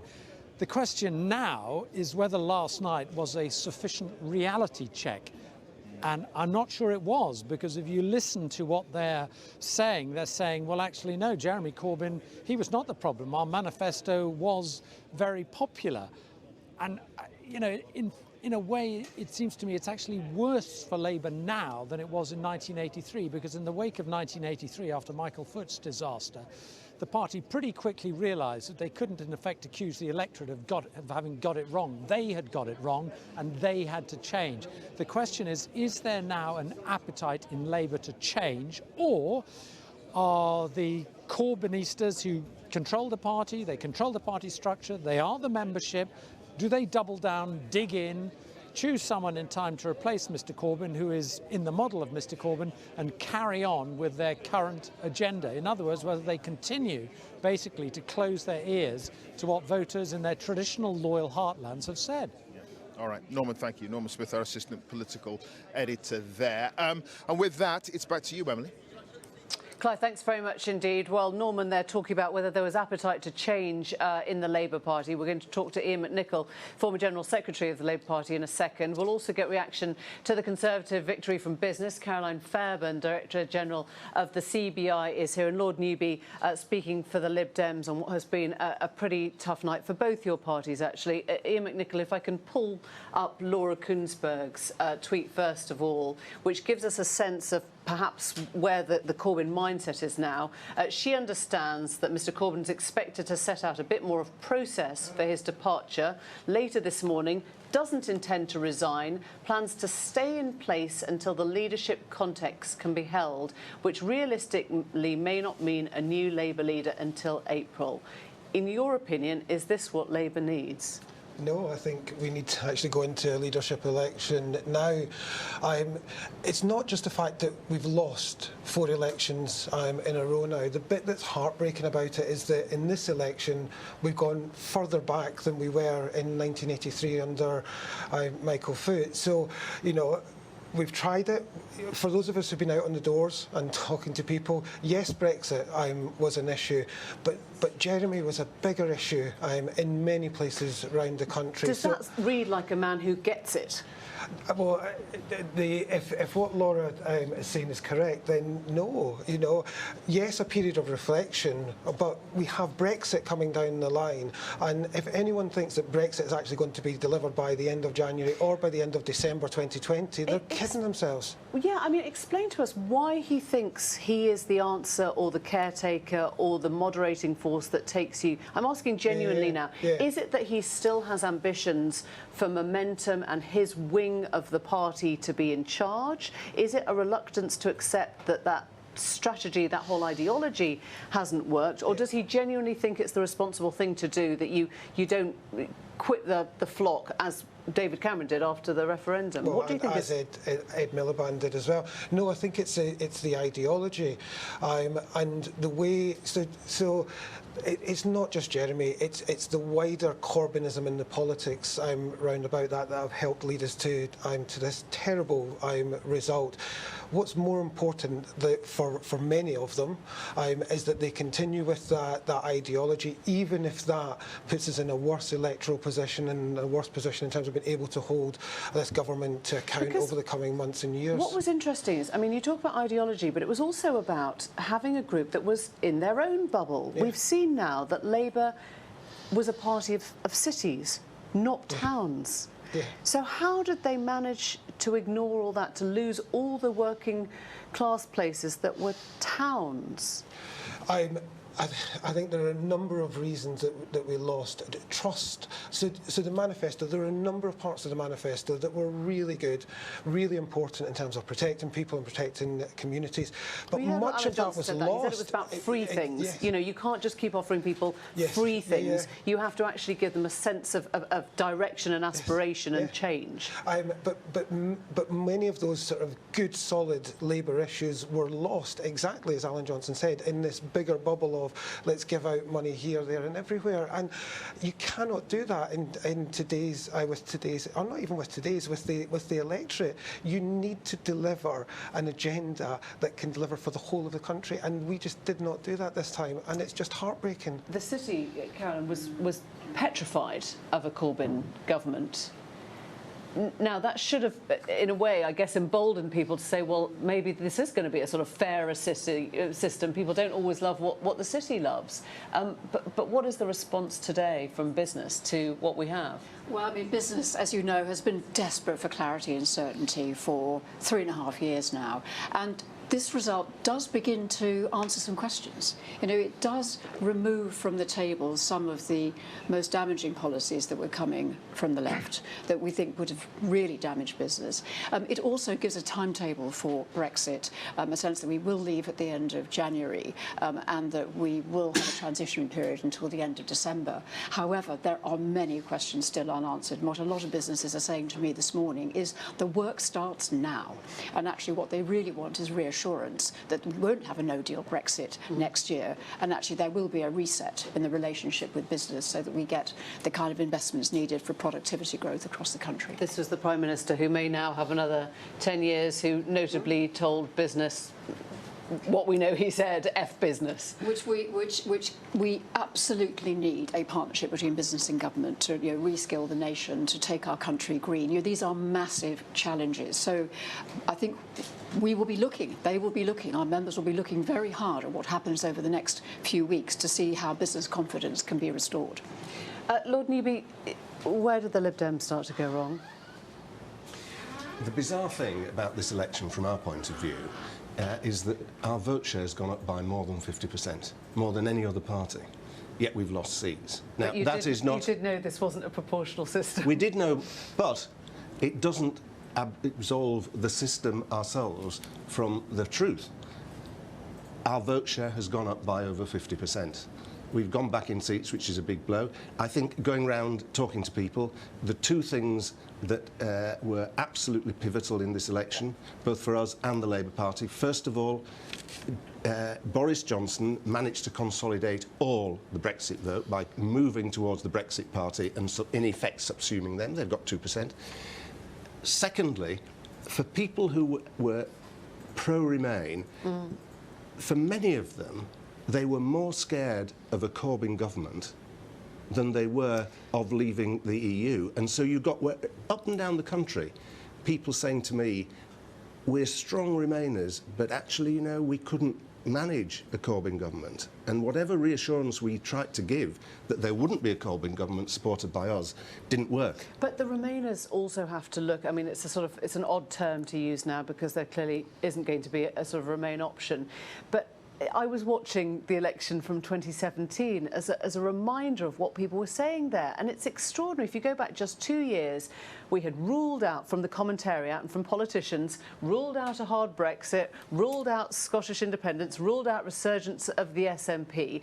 There was a time when the Remainer part of Parliament and the Lords included in that could have actually taken the bull by the horns and been a force to be reckoned with, and that was frittered away over indicative votes and do we want Norway or customs or single market or a bit of everything or a second referendum.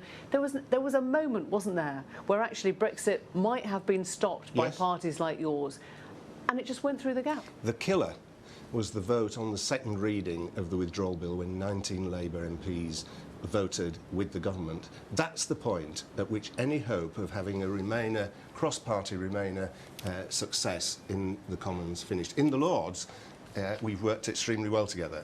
We've had big Remainer majorities at all points because we've worked together. That wasn't possible in the Commons. I would argue that this was because it was impossible for us, however hard we tried, to work with the current Labour leadership. They just didn't want it. But whatever the reason, you're absolutely right. The Remain side of the argument didn't get its act together, and we paid a very heavy price. Thank you all very much indeed. We're going to the piazza now, and there's a woman who's very keen to see a result in front of St Ives. I imagine that one hexagon, blue or yellow or possibly red, who knows, to be filled in at the very bottom corner, southwest corner of the map, Sophie. But you can show us the patterns that have formed there under what we've seen overnight. Well, have a look at all these hexagons now. We are still waiting for that one in St Ives, but you can really get a good idea now of where the balance of power lies. Each constituency has been made into the same size, 1 hexagon, 1 MP. All these red tiles here are Labour MPs, most of them in London here. Not much has changed in the south of England, but it is here, up in the north of England, starting in the northeast Wales, where the dramatic changes have taken place overnight. All these blue tiles, they were Labour marginals, they've gone to the Conservatives. And Labour's red wall has shrunk dramatically, cracks in it, blue tiles popping up all the way through it. And something I couldn't do last night was walk from one coast to the other along blue Conservative seats, but I can do that now. And one of the big reasons for that, some of these Labour seats like Wakefield here, which have been in Labour hands since 1932, they have gone blue, and these seats had voted to leave the European Union. Chris Morris from our BBC Reality Check, Brexit clearly played a huge role in flipping these seats blue. What happens now? Well, the Prime Minister now has a lot of promises to keep. I think we now know pretty much for certain we will leave the EU on the 31st of January, and that's going to be symbolically, legally, a really important day. But after that, there are further promises. Number one, to negotiate a trade deal with the EU in pretty much record time before the end of next year, when a post-Brexit transition period runs out. That's going to be difficult to do if the Prime Minister also wants the freedom to diverge from the EU rules and regulations that we currently follow. So that's promise number one. Promise number two, he said he won't extend that post-Brexit transition period. So if a trade deal isn't ready in time, what does he do? Does he break the promise to extend, or does he leave with a new version of no deal? So there's a lot of hurdles for him beyond the 31st of January. At the moment, clearly the focus is on that, and as I say, it will be an important day. Legally we'll have left, but the whole of the future relationship will still be up for grabs. I'm going to borrow your microphone because I have some voters with me down here who have joined us on our giant map. A Conservative voter, Prime Minister's promise, get Brexit done. You're confident he will do it? I hope so. I mean, I was an unenthusiastic Conservative voter. I was undecided right until the end. So what changed your mind? I think, to use the horrible phrase, to get Brexit done, I just want clarity, and I want us to be able to focus on other things. I want us to be able to put money into public services, and I hope that gaining traditional Labour voting areas will encourage the current government to put money into things like the NHS and education, because this is where the money really needs to go. So I hope Boris can sort Brexit and that we can move forward and heal the divisions. A Labour voter here, you must be very disappointed tonight. I am. Locally, Labour were able to retain the 2 seats, but nationally, I think that they just haven't been able to, first of all, get the votes. They need to look at the reasons why, need to listen to people. What is it that we need? Get the basics right. And finally, a voter, an SNP voter. Now, what a night for the SNP in Scotland. It has gone almost completely yellow. What does it mean for the union, do you think? Well, I think we are in the end game of this union, because all you need to do is look at this map and, does it look like a united kingdom? Clearly the majority of people in Scotland, like me, don't wish to be part of this disastrous far-right project that is just going to be awful for so many people, for women, for children, for people living in poverty. In Scotland, we aspire to be a progressive and inclusive and a welcoming nation, and I think this map demonstrates very clearly that until Scotland has the opportunity and can claim its legal right to at least to ask the question again, I think we're in for a time of crisis and conflict in all corners of these islands. Extraordinary times ahead. Well, thank you all very much for joining us. But there you go, Emily. You do get a very good idea of where the balance of power across the UK now lies.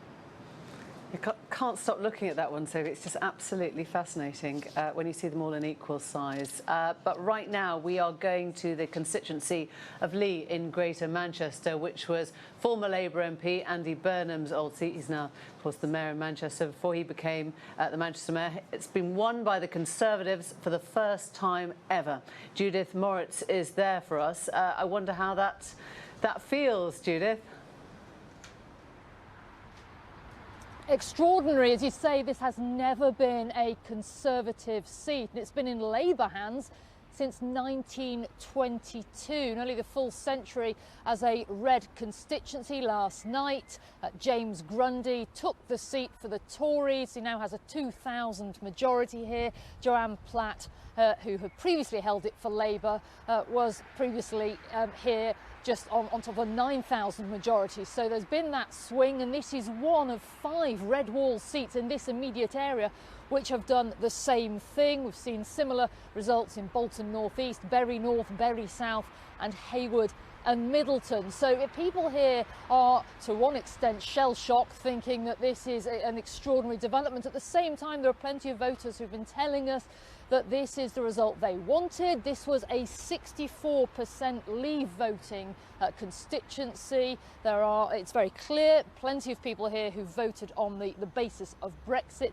There are also voters here telling us that it was the Jeremy Corbyn effect. They didn't feel comfortable voting him in as a Labour leader. They did not want to see him as Prime Minister. And they've also talked about Andy Burnham. You mentioned him there, one of the town's previous MPs. He, of course, challenged Corbyn for the Labour leadership unsuccessfully. And one man here has said to us, you know, it could have all been so different if he had won that leadership campaign. We think he would still be the local MP here now. As it is, Lee, for the first time, a Tory constituency.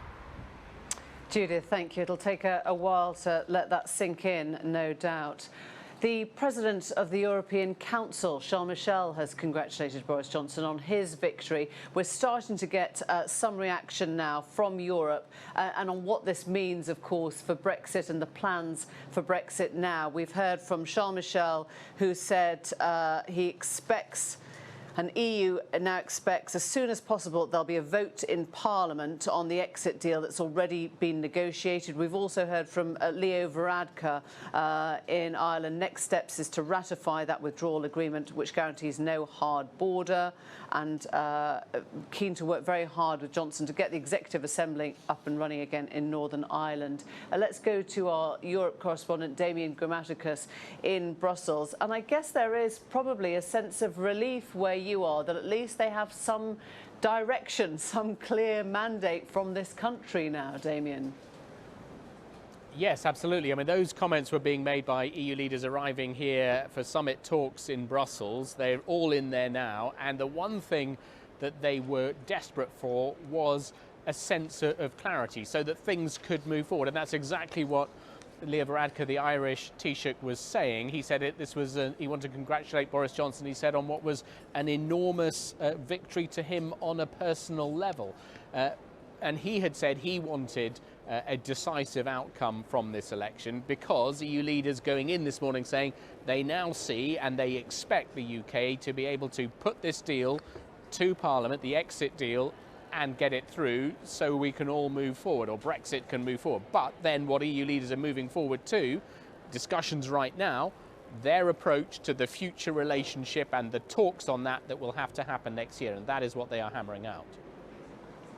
Very interesting. Damien, we'll leave it there for now, but no doubt we're going to hear more from the EU negotiators as they wake up to these results and understand just what it means for the speed at which things may now happen.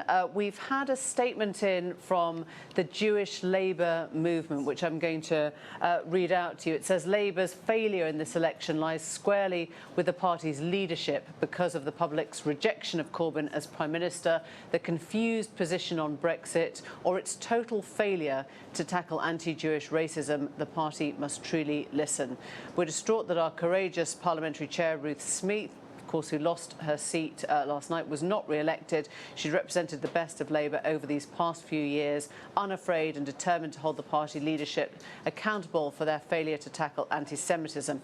And it goes on. After this historic election defeat, Jeremy Corbyn must stand down immediately, they're saying. His team and supporters who've been responsible for Labour's moral and political failures must take responsibility themselves for allowing 5 more years of Tory rule. And it's quite a strong statement, that, really, because you have heard Labour person, Labour spokesperson after Labour spokesperson simply refer to Brexit in the question, simply say this was a very different sort of election. It was a difficult one to sell on the doorstep, but many within the party, and certainly those who left the party, will tell you that the anti-Semitism was a big driver in what happened last night and in terms of the vote.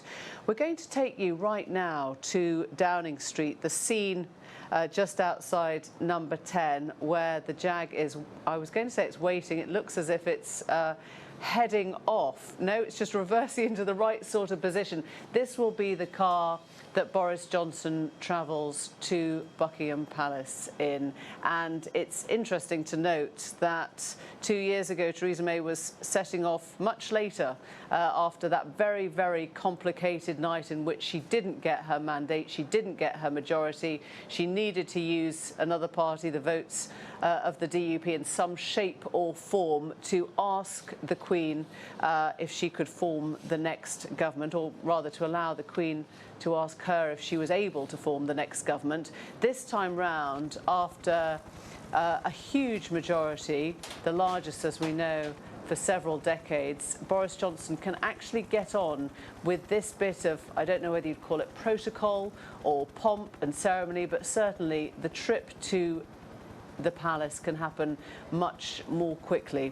And we're just waiting for the Prime Minister to get into the car, head to the palace, and then we expect that audience with the Queen could be short, could last anywhere between 20 minutes, 40 minutes perhaps.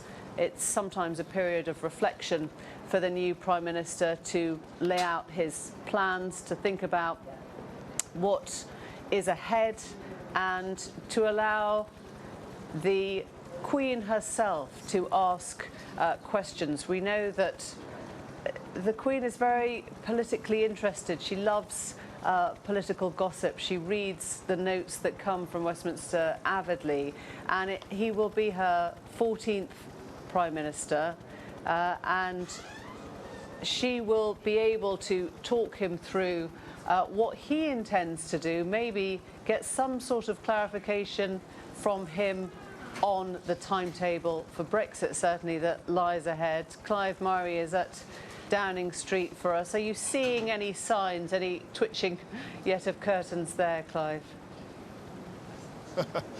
We're all twitching ourselves here in the media pack, just waiting across from the shiny black door. The grey Jag ready to go. As you mentioned, Emily, a very different atmosphere to the one 2 years ago when Theresa May, having called that election, she didn't need to call, but she called it and ended up losing her majority, having to work with the DUP in order to get anything done, frankly, in the House. Well, Boris Johnson leaving number 10 on his way to Buckingham Palace in very, very different circumstances indeed. And I think what we're going to find out over the next few weeks is exactly what this idea of one nation Toryism is. We've heard a lot of discussion about it. Boris Johnson has mentioned it on several occasions.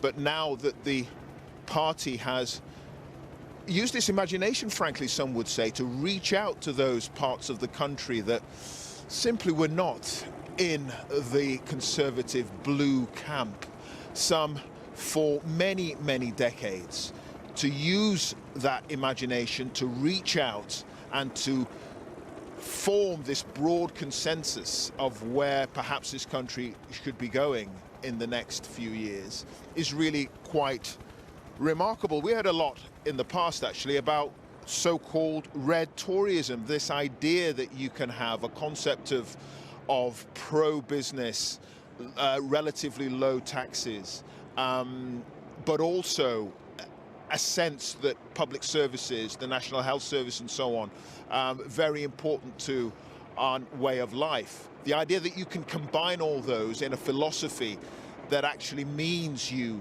govern not just a section of the country, but the majority of it. Perhaps we're going to see over the tenure of Boris Johnson coming up, all this made flesh. With me is our assistant political editor, Norman Smith as well. We're crouching down on the floor here so that the cameras can get a good view of Boris Johnson. I know, and I'm feeling it in my right leg as well. But having said all that, this is the moment that Boris Johnson has savoured, wanted to experience for such a long time. His own mandate, not just given to him by the rank and file of the Tory party, but his own mandate to run this country. Yeah, no, I think this is a very personal triumph for Boris Johnson. I think it's hard to think the Tory party under any other leader would have achieved this sort of huge, massive majority. I think, yes, of course, Brexit was a factor, but I think too, his sort of populist brand of Torydom actually cut through in traditional Labour seats more so than Mr Corbyn's rather downcast, austere, metropolitan Labour view. And I think people actually warmed to Boris Johnson a bit. He put a smile on their faces. He gave them a sense of optimism, hope, even had a laugh. And that matters. People want to see the sunlight. So I think this was very much Boris Johnson's victory, and now, bluntly, he is master and commander of all he surveys. He has total control over the Tory party, because all those people elected, most of them I suspect wouldn't have been elected were it not for him. So this is his party. He can do what he wants, which is why this is a fascinating moment. Who is the real Boris Johnson? And in terms of Brexit, you know, he's freed from the hardline ERG. All right, OK, we're going to leave it there as we await Boris Johnson to make that journey, short journey, to the palace to formally ask the Queen to form the next government. Emily, back to you. Thanks very much indeed, Clive. Yes, all eyes fixed on the car before that trip begins. But let's speak now to Michael Fallon, the former Conservative Defence Secretary, and also to Anne McElvoy, the economist. And I always think there's a moment where we feel we've been through whatever political earthquake, whirlwind, you know, nobody's had any sleep, it's all done on caffeine. And then there is something so extraordinary about the idea that the monarch will have done this 13 times before. So there is almost nothing new under the sun for her at this point. She will be receiving a Prime Minister that she's already met, from Winston Churchill now to Boris Johnson, a man who obviously likes to compare himself favourably with his hero. But there is a sort of pause, isn't there, with the palace, where you suddenly realise that this is a sort of, you know, part of the sort of the national history rather than the political flurry? Well, first, I think there'll be relief that the Queen is not going to be surprised by a new face. She'll be dealing with the same Prime Minister. And then probably relief that there isn't going to be another election for quite some time now. There is a government now with a strong majority, able now to govern for the next 4 or 5 years. And, you know, we're getting out of this rhythm now of having an election every couple of years. We've solved that logjam problem. And I think that'll be a relief to the palace as much as to anybody, all the rest of us. We never know, do we, what the Queen thinks of her Prime Ministers, or maybe not till much later. Perhaps till a bit later. I would say I think we get an inkling. She's obviously extremely discreet, and Prime Ministers, I think, have pretty sternly told that they should also maintain that, as are those around them. But I would be very surprised, given some of the indications of the last half year or so, if the message, apart from congratulations, sit down, have a nice cup of tea from some bone china in the palace, which all Prime Ministers of whatever political colour do relish that moment. It's a life-defining moment for them.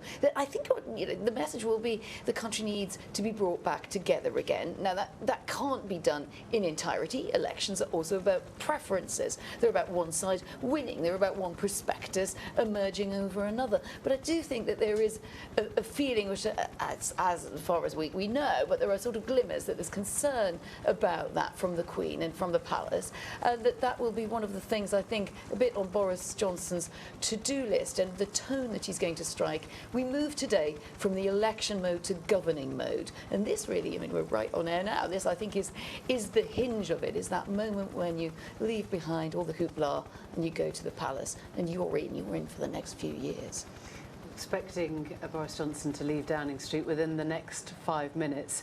The Queen may be able to do something very few of us have succeeded in doing this campaign, which is asking him direct questions. What happens next? Do you think that she will want a sense of timetable or a sense of his project now? Well, I think you've had some idea of the project, that he is going to complete Brexit. He is going to start investing again as the age of austerity ends, spending more money, particularly on some of those northern towns that have been felt neglected since the Brexit result. So I think you see the bare bones of the government's approach. But above all, I think she'll be looking for a long-term programme, and that's what a majority of this size gives you, just as it gave Margaret Thatcher in the 80s. Is there small talk? I guess none well, of us know. last time I went in with the Queen and the Prime Minister, you know, they chatted away. I think there's a bit of small talk, isn't it? When we often see a bit in memoirs that the veil is lifted a little bit. I think you're probably quite good at letting the mood come through. We know that over time, when there have been tensions, we knew that when Mrs. Thatcher, when she was Prime Minister, had some tensions with the Queen, and it tended, I think, to be more around the mood rather than the Queen saying, "Look, I don't like the miners' strike" or something like that, which I'm not saying she did say, but we know that she had some worries, for instance, about some aspects of foreign policy. I think she lets it be known, as only the Queen can. Let's just go to our colleagues. Joanna Gosling is at Buckingham Palace. They're waiting the arrival at the other end, and Nick Witchell, our royal correspondent, is by her side. Joanna. Emily, thank you. Yes, an air of expectation here. There's a large crowd gathered, and it's actually, strangely, very quiet. Normally around this time, the changing of the guard would be about to happen, which probably explains the majority of the crowd here. Tourists expecting to see that, but there's no movement on that front because, as we know, the Prime Minister is going to shortly be coming to the palace to see the Queen for that private audience when she will formally ask him to form the next government. Nick Witchell is here with me. This is earlier, possibly, Nick, than we would have expected. Previously, it's been done a bit later than this, isn't it? Well, there was uncertainty, of course, last time, but on this occasion I think the Queen will be keen to get off to Windsor. I'm sure Boris Johnson is keen to just rest, and they must be exhausted. But yes, quiet here, as you say, apart from the helicopters buzzing overhead. So nearly 5 months after he came to be invited by the Queen to form his first government, become, as Emily was just saying, the 14th Prime Minister of her reign, he will be returning within the next few minutes to be invited to form a new government. Now, what of course the palace dreads really is an indistinct outcome to the election with no clear winner. Not the case on this occasion. A resounding success for the Conservatives. There is no doubt who it is will command the confidence of the House of Commons, and so it will be Boris Johnson who the Queen will invite to form the new government. So how long is the conversation likely to be, and is she likely to be quite probing and questioning him, do you think? I sense it may well be quite a short audience because he's been up all night. Her concern, I would imagine, will be to ask him, well, how will you bring the country back together again? How will you overcome the divisions of this more than usually divisive election campaign? She will be interested to hear what he has to say about that. Her concern also, of course, will be to protect the Union. Now, she is non-political, a constitutional monarch, but the outcome of this election raises questions about the Union, and we do know that that is a concern of hers. She was crowned, she's often called Queen of England. She's not Queen of England. There is no such role. It was done away with 300 years ago with the Union of the Crowns. She is Queen of the United Kingdom, head of state. She is concerned about the Union, and I'm sure that that will feature in their conversation. Controversially, of course, David Cameron breached the confidence when he spoke after the result of the Scottish referendum, when he told her the outcome and famously said she purred down the phone when he told her what the result was. Yes, and I'm sure Boris Johnson will be very careful about that. I mean, he nearly made a mistake about that on an earlier occasion, but yeah, it is a very private conversation. Okay, well, the police are lined up here. The Queen is in the palace awaiting the arrival of Boris Johnson, and he is due here shortly. For now, back to you, Emily. Thanks, Joanna. I wonder what defines the timing. I'm sure nobody keeps the Queen waiting. So is it about her logistics then, or is it sort of, you know, last minute cutting of hair and there was famously an election back in 1970 when Edward Heath won, when people weren't expecting it to, when it was Ascot week and the Queen was at Ascot, and Heath, having won the election, had to kick his heels until after tea, until the Queen had returned. If anyone could be late, it would be Boris Johnson, wouldn't it? But it does appear that on this occasion he tends sort of a new suit, all the ironing's done. It is a new dawn, is it not, as someone once said. And it's interesting to know, Nicholas Witcher was just talking about the kind of issues that will come up, not just Brexit, but presumably for the head of state of the United Kingdom, how she looks at this result in Scotland and the huge gains for the SNP, which would appear to put Scottish independence back on the table at some stage. That will be an uncomfortable conversation for the Prime Minister, won't it? Yes, it's easy to forget that, you know, she is Queen of Scotland as well, as of the United Kingdom as well as of England. So obviously the Prime Minister will be wanting to reassure her that, you know, as we move into the next stage of the Brexit process, which is the trade negotiations, that obviously Scotland's interests are going to be properly protected. But Scotland is part of the United Kingdom. It's the United Kingdom that's leaving the European Union as a whole, and therefore Scotland will have to come along with the rest of us. And the same is true in Northern Ireland. There are sensitivities there that the government will have to be careful about, particularly as Northern Ireland is going to be treated slightly differently to the rest of the United Kingdom. It'll be important for the government to breathe fresh life into the Assembly, to get the Assembly up and running again, and make sure that Northern Ireland's politicians, whether they're nationalist or whether they're unionists, do feel fully involved in any differences of treatment that there are for goods flowing across the Irish Sea. I think it's probably maybe a longer road for the SNP through to another referendum than it might appear when you see that big sweep of seats, and they had a fantastic night in Scotland. Can't gainsay that. But what it provides, I think, for Boris Johnson is a kind of challenge. Does he go down? We've seen what happened when New Labour felt that the rise of Scottish nationalism, they went the route of devolution. Now, you could argue that they either didn't go far enough if you're on the side that tends towards Scottish nationalism, or you could say you kind of fed the beast. And one of the things I think that Boris Johnson will be considering... Don't give them an inch, because they'll take a mile. Do you give them an inch and say, look, at some point another referendum, or indeed more devolution, which might be another way of dealing with it? There's an interesting point here, which I'm sure that the Queen will be very well aware of, as the constitutional monarch, very sensitive, I think, on the Scottish question, by the way. I have heard that she does raise it quite a lot, is that the European Union is not very keen on secessionist movements at the moment. It's had Catalonia, which is obviously found to be something of a risk to the idea of the EU and to the cohesion. A risk enough to jail the perpetrators. Indeed. So this is a much more complicated question, whether there's a route through. But Boris Johnson will have to have a plan for Scotland. I don't think he could simply busk it. That's a little bit brought David Cameron too close to the brink of losing Scotland, and I think he would say himself he was a little scared by how close it got the last time. We think we've got very good at reading the tiniest of signals from the monarch, don't we?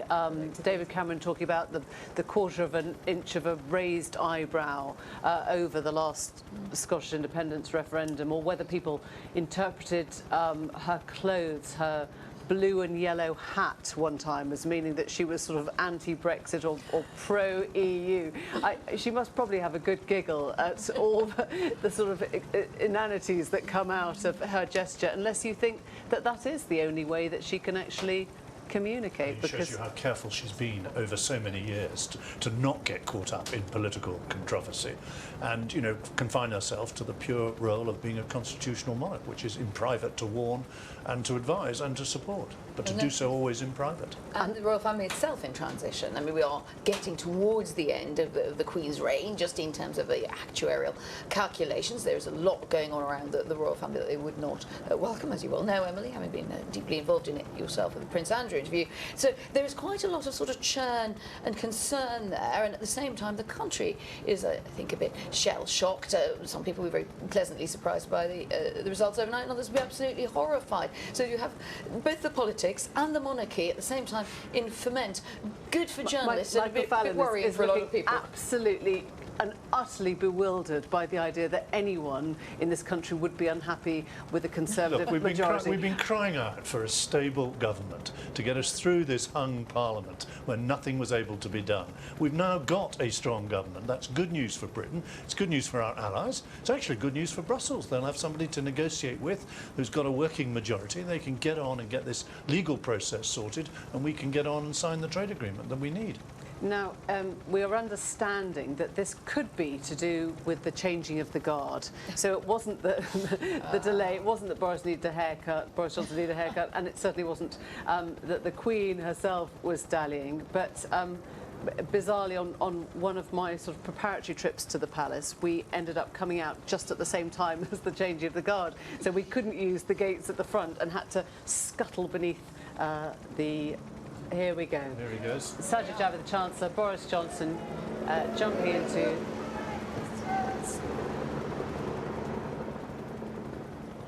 Sorry, that was not Sajid Javid. It was a very quick look at that. Sorry, it was... Take the chance. Yeah, protection officer. Sorry, it was a quick glance at a very tiny screen on my part. I do apologise. Boris Johnson heading off in the Jaguar then. And Clive, Myrie, I think, is still there watching the car depart. Clive. Yeah, it's... yeah, hi, Emily. As you see, it's just pulled off. Just a quick wave from Boris Johnson on his way to that meeting with the Queen. Speculation, I think you were having, Emily, that he may have cut his hair for his special meeting. No. It was as ruffled and messy as ever, but he's clearly a very happy man to be heading off at the beginning of what could well be 5 years of his rule. And one expects a Queen's speech at some point in the next few weeks. There's no question about that. And he's also made it clear that he would like to bring back as soon as possible his withdrawal bill, to put it before Parliament, get that done and dusted. In the time-honoured phrase, get Brexit done, or at least certainly get the first phase of Brexit done in terms of the United Kingdom officially leaving the European Union by the end of January. So the Prime Minister on his way to meet the Queen. This is a journey that, thanks Clive, that can miraculously make it look as if there is no traffic ever in London. The trip can last a mere 4 minutes on a day like today and give you a totally unreal sense of the city that we live in, or that you do get the sense of the digger in the middle. Through Admiralty Arch, they are driving down the Mall, and we are following that convoy around the very top of the Mall there. And this is the scene of the Troopy of the Colour, Queen's official birthday. You might remember last time this happened, we believe it was it Extinction Rebellion that were barring the route to the palace, and they actually jumped out and stopped the convoy for a few moments. Joanna, Gosling is waiting for the arrival at the other end. Joanna. Yes, Emily, as you say, it's just a matter of minutes for that car to bring Boris Johnson from Downing Street here to Buckingham Palace, and the road is cleared to ensure a very smooth drive for him as he heads here. And in the past minutes since we were last speaking to you, the changing of the guard has happened. We wondered whether it might have been changed to accommodate the arrival of Boris Johnson, but it has all happened. The band struck up, the guard has changed, and there remains a large crowd here as we wait the arrival of Boris Johnson. He will be ushered into the private room to meet the Queen, something that will of course be familiar to him as he is a returning Prime Minister and he's been having those weekly audiences with the Queen, and so he will be ushered into that room, and the process will be, and just behind me actually we can see now the police outriders coming in, followed by the Prime Minister's car. So they would come through the gates of Buckingham Palace, and he will be greeted by the Queen's equerry to be taken up to meet Her Majesty, and that is the point at which she will formally ask him to form the next government. Our royal correspondent Nicholas Witchell with me. The second time he's done this, Nick. Yes, in through the gates. You notice how many police there were along the Mall to prevent any repetition of the climate protesters on the last occasion in July. Through the Central Arch into the quadrangle, escorted by the special escort group of the Metropolitan Police. The motorcyclists buzzing around. They've now withdrawn, and in a moment we'll see the Jaguar sweep round to the King's Door, as it's called. and he will be out and up to the Queen's audience room. 5 months, as we were saying earlier, or very nearly 5 months since he made this same journey to be invited to form his first government. Now the resounding winner of the general election of December 2019. He arrives at Buckingham Palace, drawing up at the door there, and he will be in for what I would imagine would be a fairly short audience with the Queen, who has remained in London rather than going to Windsor in order to see the Prime Minister. There he is, greeted by the equerry and Edward Young, the Queen's private secretary, who will escort him. Mr Johnson, of course, not with his partner, Carrie Symonds. And in they go, up to the audience room, and a conversation with the Queen. And we can start the clock ticking, I guess, fairly soon to see how long it's likely to be. What's the general range of these conversations? Well, they can be between 20 and 40 minutes, as Emily was saying. I remember Gordon Brown was in there for a very long time, but I think on this occasion I would expect it would be fairly short, but you can never tell. Okay, well, we'll stay here, see what happens, and keep you updated, of course, here from Buckingham Palace. But for now, back to you, Emily.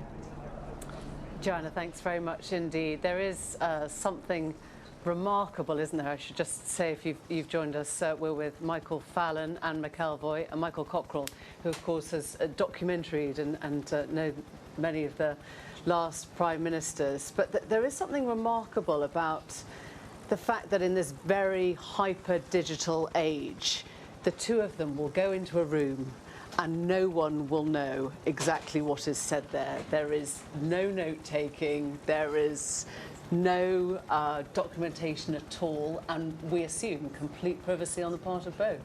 Absolutely. Well, there wasn't quite complete confidentiality when Boris Johnson first went to see the Queen, and his aides leaked what she had said to him. But I think he's learned his lesson from that. But it is remarkable, isn't it? When you think of it, her first Conservative Prime Minister, following her first Conservative Prime Minister was old Harrovian Winston Churchill, and she's been there through all the rest of them. And 4 or 5 of the last Conservative Prime Ministers have been brought down, or more or less brought down, by Europe. And Boris is the first one who's benefited from Europe. Yes, which poses such a big question of whether Europe and the Conservatives are now a battle that's sort of fought and won, or at least fought and over. But back to this audience, what is your sense from all that you've documented, Michael, of the nature of the questions? Are they subtly asked? Are they direct? Are they uncompromising?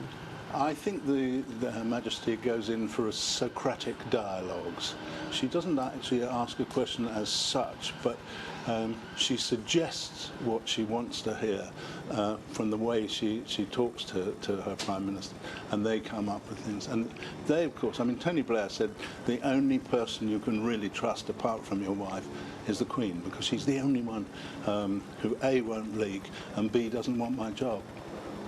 So is there a sense then that when the two are in conversation that he needs to provide her with answers, or will he just sort of allow the night, the day to sink in? He needs to provide her with answers. I think he can. He's been saying what he's going to do for so long. He can give that spiel, which she will have already heard quite often. That spiel is Her Majesty almost certainly doesn't call it. Yeah. Anne. I think there's some truth in that. I think probably he lays out what he would like to do. My guess is that this question of the country, if you see what has happened there, there's expectations across the north of England. Michael Fallon was saying earlier, Michael's time as an MP up in Darlington, the northeast, the northwest, that sense of the blue breakthrough, that there are lots of hopes associated with that in some parts of the country, not all of the north, northeast or northwest, West is poor. But there is a sense that for a lot of these communities, and I think the Queen has always had great concern for, and certainly Prince Charles has, because the Prince's Trust has been very active in those parts of the country. What is he really going to do about that? I think the expectations are pretty high, and that Boris Johnson and this new wave of MPs, many of them from northern regions, and much more so than Conservatives I've been covering for the past 20 years, how is that going to change? Anne McElvoy, thanks very much indeed. Stay with us. Good morning. If you've just joined us on BBC One, on BBC News Channel, or from around the globe, this is a seminal moment in the election of the UK's new Prime Minister, where he arrives at Buckingham Palace for his appointment with the Queen. The monarch will ask if he is able to form the next government, and she has seen 13 Prime Ministers in her reign, and up till this point no one has yet said no. Let me introduce our guests on the panel, Michael Cockrell, Michael Fallon and Anne McElvoy. Michael, let me come to you. Fallon first, as it were. A sense that the Queen, we hear, is often a very soothing presence at this time, that if you come with all the jitters of expectation and of an incredibly difficult night, as the one we saw under Theresa May 2 years ago, then she can be quite a reassuring presence at this point. Yes, it's an important moment constitutionally. The Prime Minister has to get the authority of the Queen to form a government, and some reassurance that there's a programme for the government, and that there are going to be a relatively stable pattern. We shouldn't perhaps forget that the Queen's had to open Parliament already this year. She opened it in October. Now she's going back to open it again next week.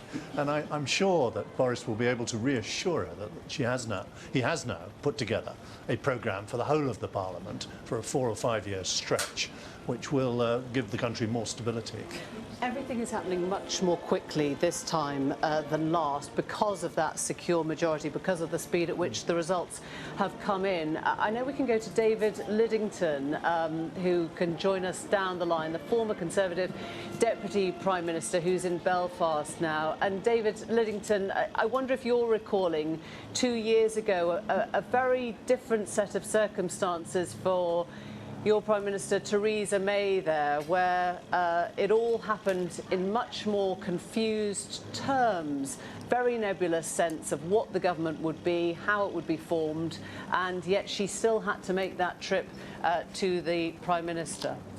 Yes, that's right.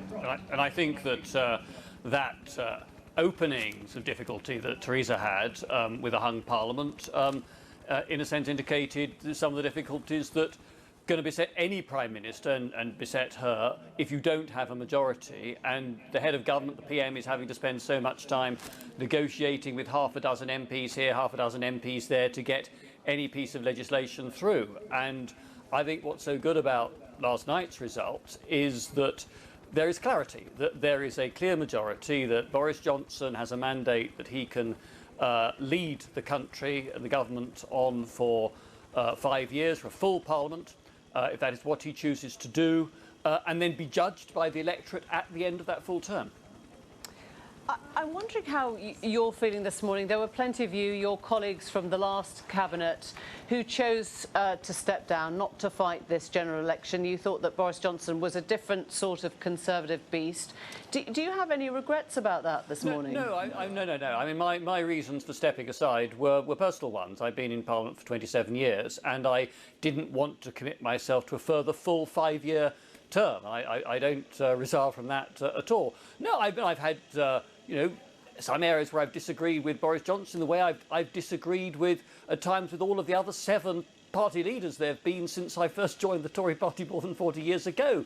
But I'm delighted that there is an overall Conservative majority, and he deserves credit as the PM for the fact that, when a lot of us, including me, doubted that we could ever win seats in places like Blythe Valley and Sedgefield and Lee and Lancashire, that he trusted his instincts and the polling results he was getting privately, and he's won through with a very effective campaign.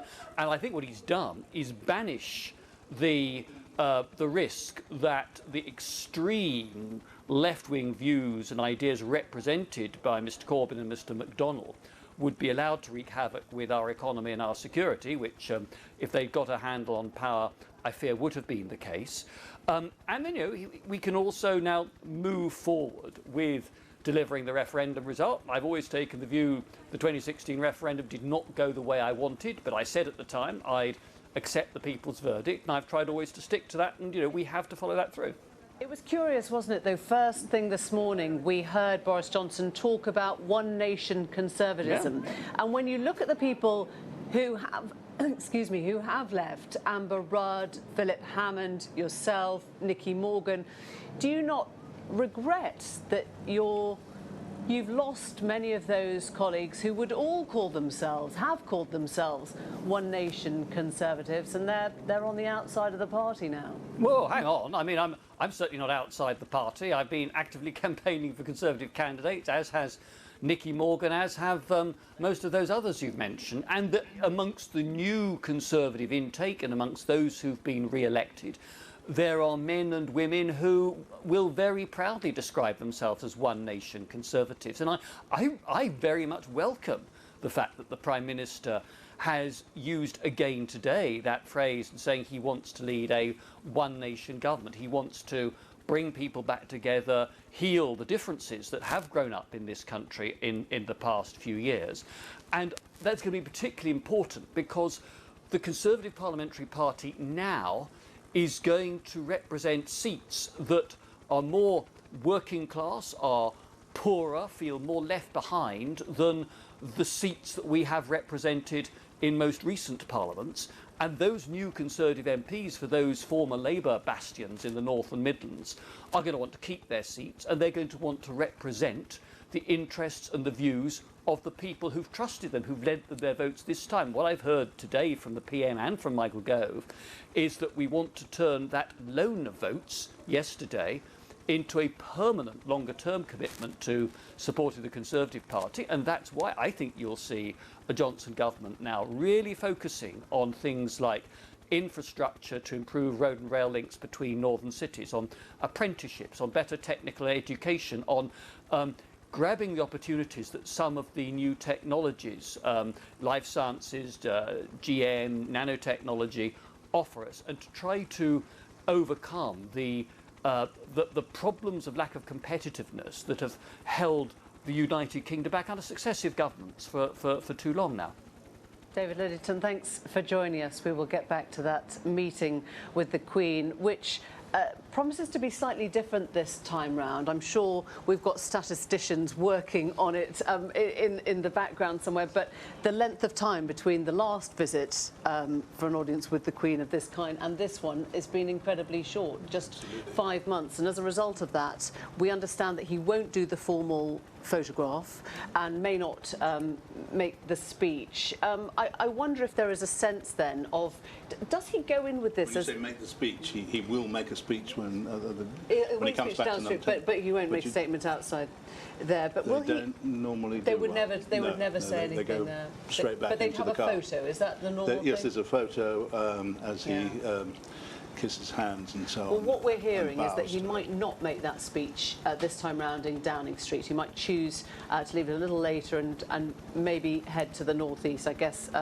we have the day ahead of us to find that out. But one of the questions that this raises, Michael Fallon now, is whether this is about continuity or whether this is a brand new start. How do you think Boris Johnson is viewing this? Because he certainly painted it as a sort of a new dawn, rather like the Tony Blair 97 moment. Well, the Parliamentary Party will certainly be different. Some of the arch Remainers, of course, have left. Others stood as independents and were defeated. So he has a much more united party than any of his predecessors, going all the way back to John Major. And all of them have signed up to the policy that we are leaving Brexit by the end of January. So he won't have some of the difficulties of party management that Theresa May had, for example, in dealing with the European Research Group and all the rest of it. He won't have those difficulties. He will have a lot of new blood, these new MPs, who will certainly want to keep to a one-nation policy and will be looking for additional investment in their areas. They will be asking where the new hospital is, when the new railway is coming. They will be looking to see that their region, you know, is not going to be left behind any longer. And might be the first Conservative Prime Minister not to be brought down by Europe. Yes, or at least not in short order. Remember, he still has to get through a very difficult trade deal, and he set himself very hard deadlines on that, and he sometimes seems to kind of suggest both a hard and soft Brexit at once, a kind of scrambled Brexit, and that will not be easy to deliver. He will have to choose, and particularly with a majority of this size, he can't say, well, my hands are tied. Something else about the Conservative Party and the changes in it, Emily. A lot of people worried maybe that there was a kind of more populist edge to this, but it's certainly true that the parts of the country where Boris Johnson has won this victory expect spending. They expect what you might call one-nation Toryism. They expect the South to reach out to them. They don't really so much expect Boris Johnson's Singapore-on-Thames, as it was put, his ultra-free market caricature. Again, he will have to choose. He's been very good up to now, having it both ways and often fudging some things while keeping moving forward. I think the moment of choice is now quite close for him, and that this is the winged victory. It propels him, but it also means that he has to be very clear what his direction is going to be. A lot's happening quite quickly this morning. We're already on this visit to Her Majesty the Queen. But if you've just joined us and you want to get a sense of what actually happened overnight, let's just bring you up to date with some of the results here at Westminster. The Conservatives then taking control of the House of Commons after an overwhelming win in the general election. They now have a majority of 78. There is just one seat still to declare, St Ives in Cornwall, which was delayed by high winds, the boats that had to bring back the ballot boxes from the Scilly Isles. Boris Johnson is right now at the palace asking the Queen for permission to form a government. And Jeremy Corbyn has said this evening it was a very disappointing night. The Liberal Democrats had a bad night too. Their party leader, Jo Swinson, lost her seat and she quit. The SNP did well, coming close to sweeping the board in Scotland. So we'll just take a look at all those results as they stand while we wait for the Prime Minister to emerge. The Conservatives then on 364 seats, that's gains of 47. Labour on 203, they are down 59 seats overnight. The SNP have 48 MPs, they increased their tally by 13. The Liberal Democrats now only have 11, down 1. One of them being, of course, Jo Swinson, the leader herself. The DUP are on 8 now, they've lost 2, and Sinn Féin, who don't take their seats in Westminster, are on 7. You can also look, though, at the vote share, because this is where you suddenly realise the difference that a proportional system would give us in understanding how the vote is shared out. The Conservatives gained 45%, but as a share of the vote, extraordinary to see, that's just an increase of 1. The Labour vote is on 33%, that's down 8. A bad night for Labour, as we've said. The Lib Dems have increased their share of the vote, and that's something that they are keen to spread the word on. Even though they are down 1 MP, they, under this system, don't naturally fare well. The SNP are 4%, they're up 1, even though they've taken that huge swathe. It's all been in the one nation of Scotland, of course. Greens on 3%, they're up 1. And the Brexit Party on 2% share, but they don't bring any MPs into the Commons on that. We will be bringing you the reaction, speaking, as you can see, to all the main parties and looking at what the result means for Westminster and for Brexit as you stay with us throughout the day. Right now, let's go to Joanna Gosling, who's at Buckingham Palace for us, where the Prime Minister is having his audience with Her Majesty the Queen. Yes, we think he's been in there, what, about 18 minutes now, and the car is waiting outside whenever he emerges. The process of the changing of the guards continues. So even if he wanted to leave right now, I don't think he could, because there's all of that happening here. You can see there the car which he will come out to whenever he does leave. But about 18 minutes or so now, and Nick was saying earlier that the average audience probably around about this time, up to maybe even 40 minutes. But the expectation is that it won't be very long, because he's keen to send the message that he wants to get on with the business of government, get Brexit done. Speculation a bit around when the Queen's speech will be. Initially it was thought it may have been next Thursday, but it's now looking like it may not now be until after Christmas. So, Nick, he's in there with the Queen. Is she going to be asking him direct questions, do you think? Well, I think she would, yeah. I mean, she can be very direct in her questioning. She will be very curious. She's very astute politically. She's very curious, as we all are at the moment, as to what is going to be his strategy. And she will be concerned, as we were saying earlier, about bringing the country back together again, what his plans for that will be, and, as we were saying, about the Union, because there are very particular challenges now as a result of the election result in Scotland, the SNP strengthening its position there, and she is concerned about that in a completely non-political way, but she will want to have reassurance about that from him. So this entirely private conversation, which nearly 20 minutes in length now, I wouldn't imagine that it would be very much longer, but as you say, there is this slight complication of changing the guard taking place. Interestingly, for those who are curious about these sorts of things, it's actually the Navy which is forming the new guard, which is why some people may have spotted that it is the band of Her Majesty's Royal Marines, which is in the forecourt of Buckingham Palace there, taking over from the Foot Guards for a few days. Quite unusual for the Royal Navy actually to form the guard here. Anyway, that's not something that Boris Johnson will be concerned about, though it is perhaps just delaying his departure for a few moments. But there we can see the car still stationary at the King's door, through that central archway, but I wouldn't imagine that it would be too much longer. There's the old guard, the Foot Guards, and there you can see a Royal Navy person going into the sentry box to form the new guard, just to sort of throw that in. And Nick, on the business of the timing of the Queen's speech, it was thought it could possibly be next Thursday. It's now thought not likely till after Christmas. Would the Queen actually have much of a say in it? Because obviously we're getting near to Christmas. She's got plans. She wants to get off. She will do whatever the government requests her to do. She would wish to go to Sandringham to begin the Christmas break.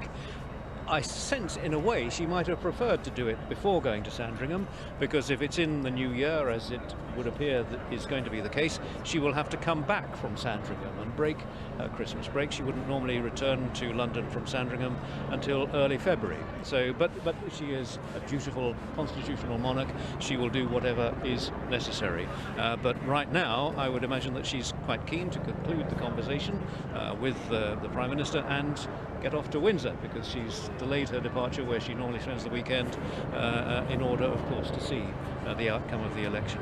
And they will have had some time to get to know each other over the last 5 months since he's been Prime Minister, with private audiences and other official state business.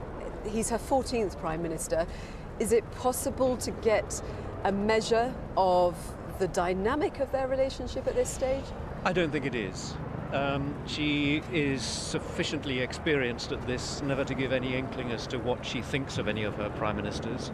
I think she will have got to know him quite well, because he has gone up to Balmoral, of course, with his partner Carrie Symonds in September for the prime ministerial weekend at Balmoral, and there have been the weekly audiences. They will have been interrupted to some extent by the election campaign, as is normally the case, but having had 13 previous prime ministers, this is one monarch who is pretty experienced at reading the personality of the person who is sitting in that audience room, in the entirely confidential circumstances of that. And she has developed, after, 60 plus years on the throne, a pretty acute set of political antennae. Joining us here at Buckingham Palace, also Dr. Anna Whitelock, royal historian. Anna, talk us through the official side of what is happening today, because they're having obviously a conversation which has now gone on for more than 20 minutes, but in terms of the actual formalities, what is it?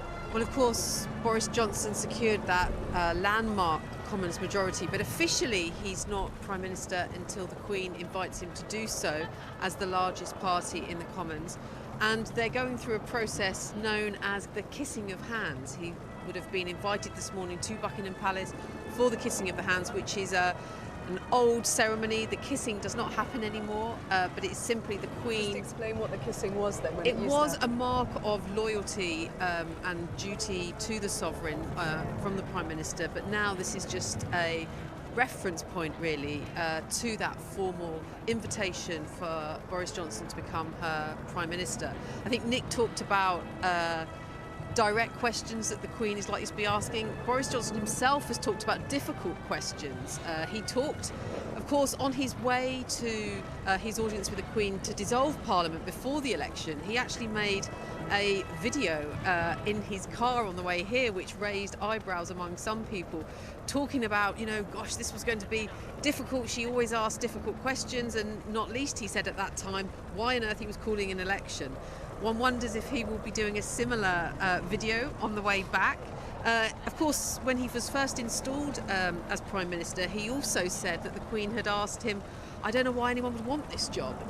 So although the Queen will be delighted, no doubt, that there's not an inconclusive end to the election, I think she'll be hoping that he's not indiscreet about the meeting that they're having, and he will do as he should, which of course is not to reveal anything about his audience. It's also of course important to remember that the constitutional function of the monarch is to advise and to warn, and I think actually the Queen will be taking those particular words and that particular responsibility very seriously. She will be advising him perhaps on the need for unity to try and heal the division in the country, and will warn him perhaps about some of the rhetoric, some of the language that of course has been used in politics. I think she'll probably be expressing her concern about that. She's already made remarks suggesting unease about the Brexit tensions in the country, and of course, as Nick says quite rightly, she will be very fearful about what might happen to the Union, and will no doubt be warning him about that too. So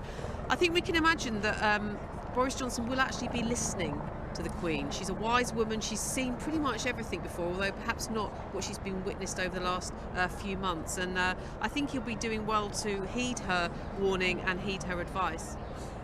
I mean, diplomatic language, obviously, she is, when you say she is giving advice, but on issues that she, as you say, cares about a great deal. And it will be in the gift of the Prime Minister to decide whether or not to allow another independence referendum in Scotland. Would you expect her to be quite robust on that? I think I mean, we don't know, of course, what happens in these audiences. I think she's very measured in her words. She doesn't ever want to overstep the mark in terms of her constitutional function.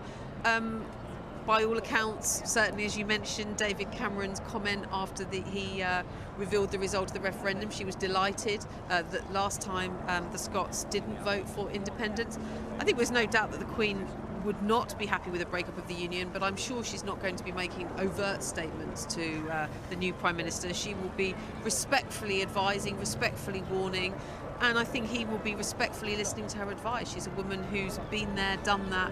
Of course, her first Prime Minister was Winston Churchill, Boris Johnson's great hero, and I'm sure as he made his way here today, he will be reflecting on that. He returns as her 14th Prime Minister, and her first being Winston Churchill. 27 minutes inside the palace now with the Queen, Nick. 27 minutes, yeah. Well, they're finding more to talk about. It's either that or the fact that the changing the guard is still taking place outside. But I think that any comments that the Queen would make would be very elliptical. The meaning may be quite clear, but she's extremely cautious and careful. But as we've said, she has the right to be consulted, to encourage and to warn. That is the role of the constitutional monarch within our system.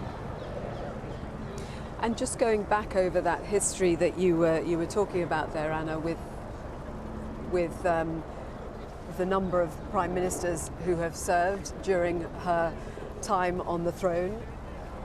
And oh, I'm sorry, I think I now need to hand you back to the studio. Joanna, thank you very much. We were enjoying it nonetheless. But we have some latest reaction to the election result overnight. First and foremost, we'll bring you the words of the former Conservative Prime Minister, David Cameron, who spoke on camera just a few moments ago. Let's have a listen. Well, first of all, big congratulations to Boris Johnson and all those Conservative candidates who work so hard. It's an extraordinary result, a powerful result. It marks the end of Corbyn and Corbynism, and that's a very good thing for the country. But more to the point, it gives us a very strong and decisive government and the opportunity to build the dynamic economy and the good public services that we need in Britain. And that's the most important thing of all, winning the trust of people that have put their trust in us, many of them for the first time, and Boris will have my full support as he does that. David Cameron there. Let's return to our panel. Michael Fallon, Anne McElvoy and Michael Cockrell. Let me start with you, Michael Fallon. I'm imagining, just looking at David Cameron there must be a slight sense of relief because so much was on his shoulders up until this stage. What had happened to the Conservative Party, what had happened to the country, what had happened to the level of discourse was rather being aimed at his decisions over the referendum. I think it'll be relief all round, actually, that we do now have a united party. We're all focused on that objective of getting out of the European Union, getting on with the trade agreement, and starting to invest again in our public services and infrastructure, particularly in the north. So I think there will be relief all the way round. Now, obviously, the referendum was divisive. Of course it was. It divided everybody. It divided families. It was a binary choice. You know, that's to be expected. But I think now this result starts to put the referendum behind us. And you've seen the defeat of the Liberal Democrats who wanted to put another referendum in front of us, and Labour who couldn't make up their mind. The referendum now, I think this morning, really is behind us. Do you agree with that, Michael? It's quite interesting that this is the first time that we've broadcast from Westminster where there hasn't been extraordinary crowds and shouting in the megaphones. Now, I'm not suggesting for a moment that that means the entire nation is now united in one voice. But do you think the mood has changed? No, I think the mood has changed dramatically, partly because Corbyn will now have gone, you know, de-Corbyned by Christmas, but also I think that you have to be careful with a large majority. Remember in the 1983 election, the then chief whip. Just going to hold you there, the Prime Minister now coming out of the palace, the door open for him, expecting him being seen off by what we believe is the Queen's private secretary or her query, is that right? Yes, I'm the Queen's private secretary. And it's been a long audience. Yes. All those assumptions that they wouldn't have much to say because the last one was so little time ago, overturned by what seems to have been over half an hour, maybe even 40 minutes. Interesting. Of course, Boris has form with the Queen. You know, I bet the one word they didn't mention was prorogation in that time. He hasn't. But no doubt she'll want to know whether she's expected to deliver a Queen's speech next week, whether that's now put back. And also, Anne, you were talking about the sense of what this moment does for the UK on the world stage once again. People may not understand our politics. Few of us do at the moment, but they do understand the role of the monarchy in British life, don't they? Well, I'm channeling a headline from the Bild Zeitung a little while back in Germany, the big mass circulation tabloid in Germany, which had a great headline, "You Crazy Brits." And I think it summarised the way that a lot of the establishment, the media, and certainly the Brussels establishment, and a lot of mainstream European leaders saw Britain and the referendum. And in some ways, you know, this is a long road out of that. Certainly a lot of people, especially Michael Fallon saying it's a settled matter, you know, a lot of people will be very unhappy today to think that the second referendum is off the table, which I also think it probably is for anything like the foreseeable future, but it's a changeable world. There's certainly big vote banks of people who will be very disappointed, and I think we'll be looking to what happens next in the Labour Party to see if there's any natural home for them. But on the international stage, I think these are the images that go around the world, which add a certain sort of anchor to Britain in that sense that the stability, even in very changeable times. And I was just interested there looking at changing of the guard, which is from every child's nursery tales onwards, the changing of the guard of Buckingham Palace is a bit of a thing, isn't it? And there's sometimes that sense that in these times that have been so fractious that we rely a lot on this kind of imagery. Now, can Boris Johnson live up to it? Can he provide that stability? Not everyone is going to like it. Not everyone is going to like what he says and does. But can we get off the "you crazy Brits" naughty step in terms of Europe? That would be really interesting to observe. The changing guards at Buckingham Palace, Boris de Pfeffel went down without carry. The face looked out, it wasn't the King's. He's much too busy assigning things, said Alice. So he was on his own, wasn't he? A deliberate decision. That is the point, obviously a deliberate decision, perhaps. But if I can pick up on his point, I think, our allies, our friends around the world, will be relieved. They used to admire Britain, the way we were, sensible about our constitution, the way we changed governments very peacefully and so on. This is normal service now being resumed. We're going to see a reasonably strong government with a 5-year programme getting on with the business of the Queen. Now, that's such an interesting statement, isn't it, Michael Fallon? Because many will say you don't just get to resume normal service after you've misled the Queen, after you've prorogued Parliament, after you've played around with your response to the Supreme Court. Maybe normal service doesn't just resume quite so smoothly. Well, I think we've got beyond that now. We've had the election, we've had an extraordinary result, a united Conservative Party now, lining up behind Boris Johnson to get on with the Brexit as he promised, and getting behind him in his commitment to do more for other regions of the country. I mean, that's a really important area, isn't it? Because what we've learned from this campaign is that style works. It worked on the electorate. It got Boris Johnson where he wanted to go, and it provided the kind of prow of the ship that was able to sort of cut through, and it's brought home this result. I think to the extent we're not only changing the guard at Buckingham Palace, but changing guard in the Conservative Party in quite a radical way at this election. Some of that plays to Michael Fallon's argument that some things that happened have been put behind us, but I don't think one can entirely, I can't be boosterish, and I shouldn't be, as Michael Fallon would be. This has left a sediment of bitterness. It's left a lot of people feeling politically homeless, that particularly if they're strong Remainers and moderates, whether in the Conservative tradition or in the Labour tradition. And the Liberal Democrats, who tried to channel that, didn't really get there in terms of the numbers. There's still a lot of people out there who are going to need to feel represented. I'm very interested in the tone that Boris Johnson takes towards them. He can't go to just keep tub thumping the way he did 3 months ago. It was only 2 weeks ago, though, that he appeared in front of an audience, and when the question of trust was raised, they laughed. Now, what does that tell us about ourselves, our electorate, that we can still vote into power with a huge majority, not seen since 1987, a man who we laugh at the idea of trusting? Well, partly because of who he was up against. I mean, Jeremy Corbyn promised the earth. He'd found the magic money tree and was promising to distribute it.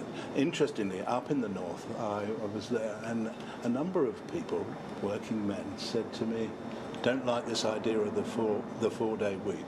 They're going to pay me for 4 days, so it's a wage cut of 20%. I want to work for 5 days and be paid for 5 days," and that blew up, I think, in his face. But whatever doubts I think people had about Boris Johnson, they also at the same time feared a Corbyn government and what damage it might do to the economy and what it might do to our security. He's getting into the car now, and he will head away from Buckingham Palace. That was the King's entrance, the central quadrangle. They come in through that main gate, possibly delayed, as we were saying, by the changing of the guards, which happens around 11ish each morning, and they are going out of the archway into the main forecourt in front of the palace. And from here, we understand it will be a trip down the Mall.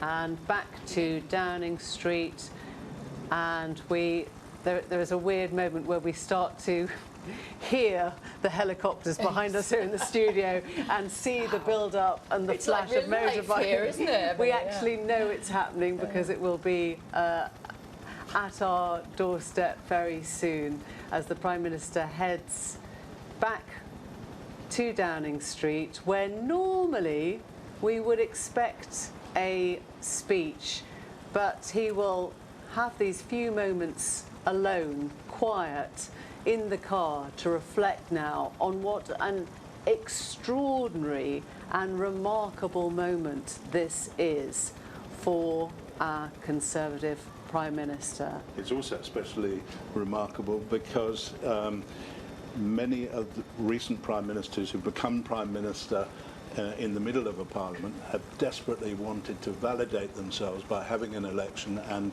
winning power from the people. Mrs May wanted to do it, Gordon Brown wanted to do it, going back, Jim Callaghan wanted to do it. So he's actually been able to win power for himself. He's and now interestingly, they changed the slogan, by the people, haven't they? So it now says the people's government. Exactly. They can hold that up as a card and say, we won right across right the across UK. the country. That said, of course, I'm old enough to remember Tony Blair going on and on about the People's Party, and people today say, oh, this has got a populist edge. But I think every 10 years somebody says, do you know what is a good word? People. Let's go to Clive Myrie, who is awaiting that car at the other end.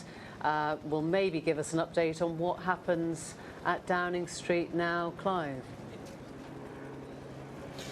Yeah, hi. The car, his silver Jaguar, should be arriving in the next couple of minutes or so. Yeah, where do we go from here as far as the parliamentary timetable is concerned? A lot of speculation that perhaps there'd be a Queen's speech in some truncated form, perhaps, before Christmas, possibly next Thursday. Also, the introduction of, the reintroduction, I should say, of the Prime Minister's withdrawal agreement with the European Union back on the floor of the House of Commons before Christmas as well. Some of that timetable seems to have been thrown up in the air. Norman Smith, our assistant political editor, is here. What more are you hearing about the possibility of a Queen's speech next week? Well, all the indications are it'll be on Thursday, and then, as you're saying, he'll bring his Brexit bill back, not just introducing it in the Commons on Friday, but going for the crucial crunch second reading vote, which is the big vote, because he wants to keep up momentum. He wants to keep up the sense that he's going ahead at full steam, and he wants it basically to get over its major parliamentary hurdle ahead of Christmas.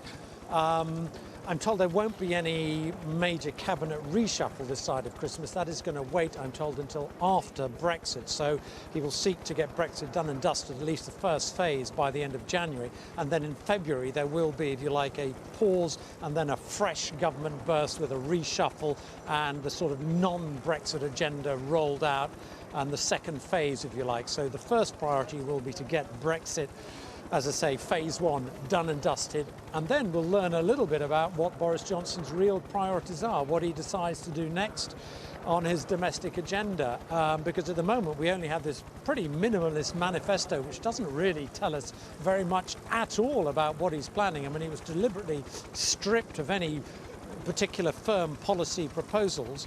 We will then, I think, get a much clearer sense of what it is Boris Johnson wants to do in terms of domestic politics. So a little bit of calm, I suppose, over the next hour or so. I don't think we're going to hear from Boris Johnson when he comes back in the next minute or so. I think there's not going to be a podium moment now.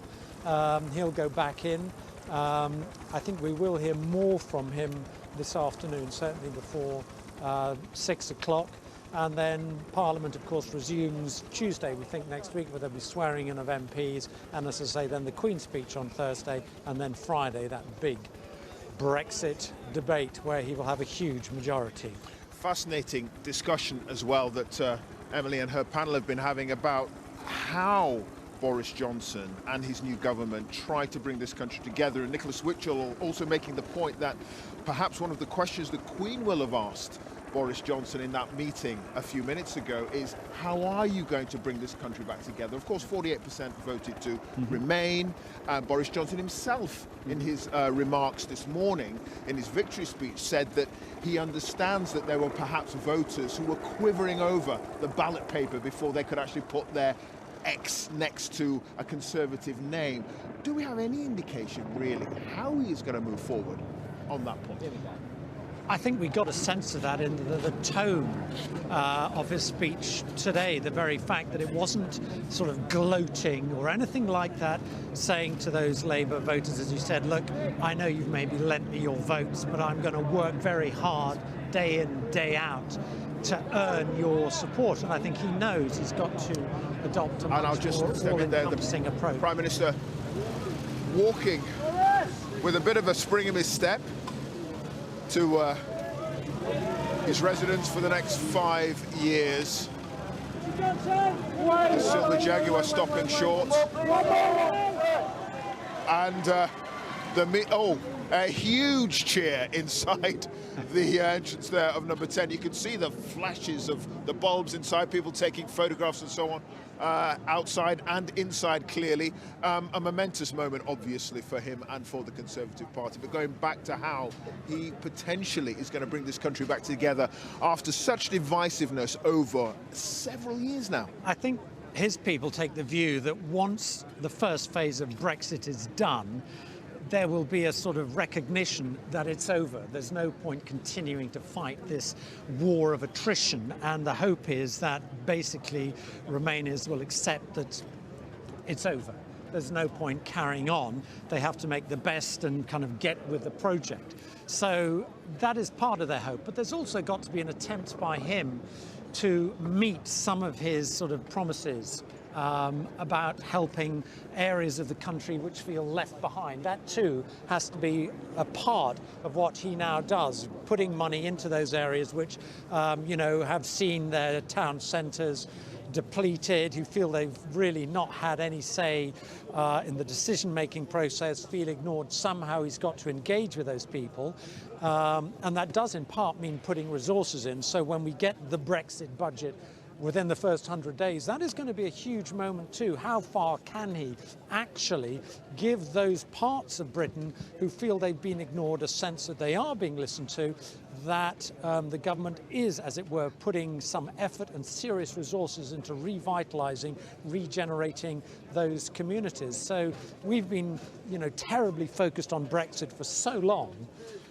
There is, I think, a sort of yawning appetite for all those other issues to be tackled. And I mean, there are a vast number. I mean, one of the other ones I was thinking about is social care. We've been promised this plan, and everyone knows social care is in crisis. Everyone knows. It's been like that for years. There is a huge obligation on Boris Johnson now to stand up and come out with a clear, coherent plan. It's understandable why in the election he didn't want to do that, because it was such a nightmare, as we saw with Theresa May, trying to come up with a plan that was remotely acceptable. Nevertheless, for many, many people, they see the difficulties facing their parents. It's something which everyone knows has to be tackled. So there are a whole load of unfinished business which had been put on hold for years. He is now going to have to turn his attention to, and he has the space to do it. All right, OK, we'll leave it there. Norman, many thanks for that. So the hard work, as Norman was indicating, really begins now. But we heard the shouts and the massive, huge welcome that Boris Johnson received when he returned back from meeting the Queen, formally asking her to form the next government. His reception here, huge. So while the hard work is about to begin, I suspect a bit of a party's going on in there as well. Emily, back to you. Clive and Norman, thank you both. You're watching BBC Election 2019. Plenty more from here in a moment, but first we're going to cross the newsroom and join Louise Minchin, who has a summary of the day's stories. Thanks, Emily. Good morning to you. And the Conservatives have won their biggest general election majority since Margaret Thatcher in 1987, after claiming scores of seats from Labour in its traditional heartlands in the north of England. Jeremy Corbyn has said he will stand down after overseeing what he called a period of reflection within the party. Jonathan Blake has the story of the night and a warning there are flashing images in this report.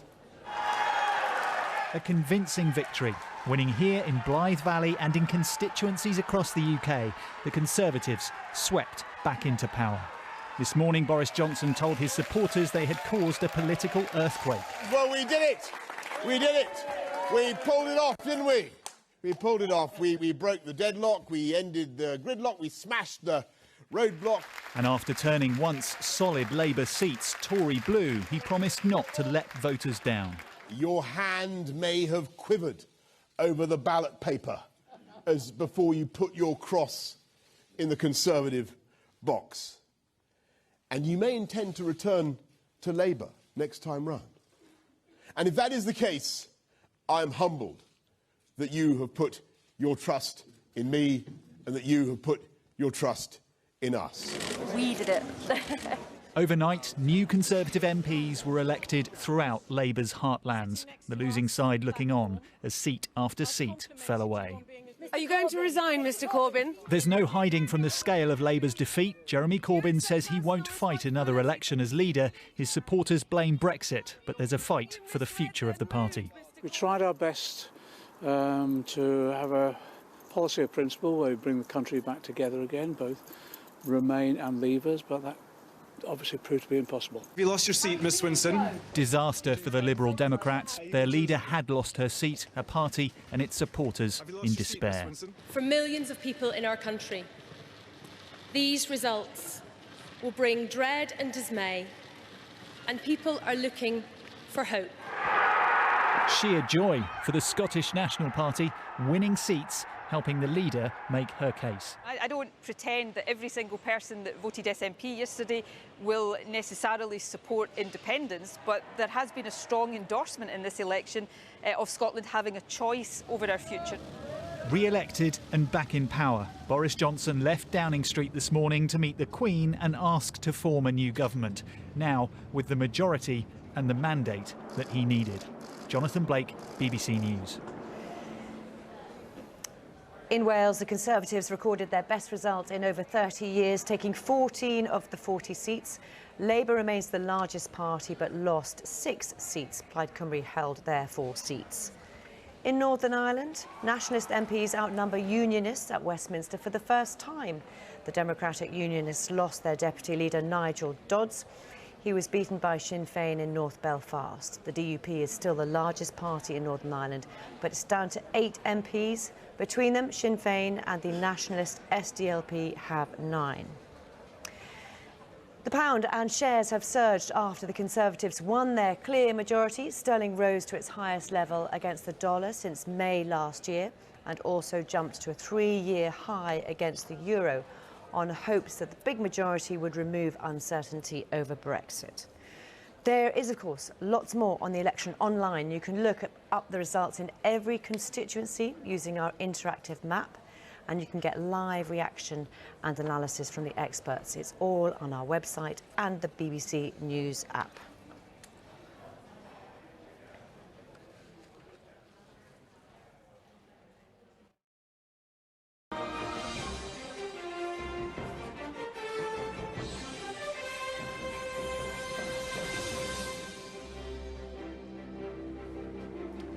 Good morning. You join us live at Westminster, and we are going to pause here and go straight to Jeremy Corbyn, the Labour leader's house. He's just emerged in Islington North. Let's listen in. Well,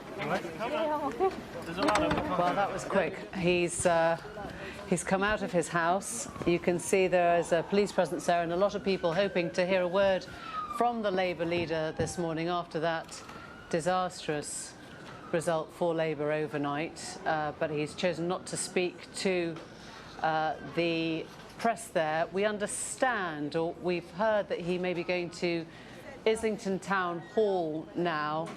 Perhaps it is there that we will hear from the Labour leader, and in that case we will bring you those pictures as soon as he arrives there and we see what he has to say.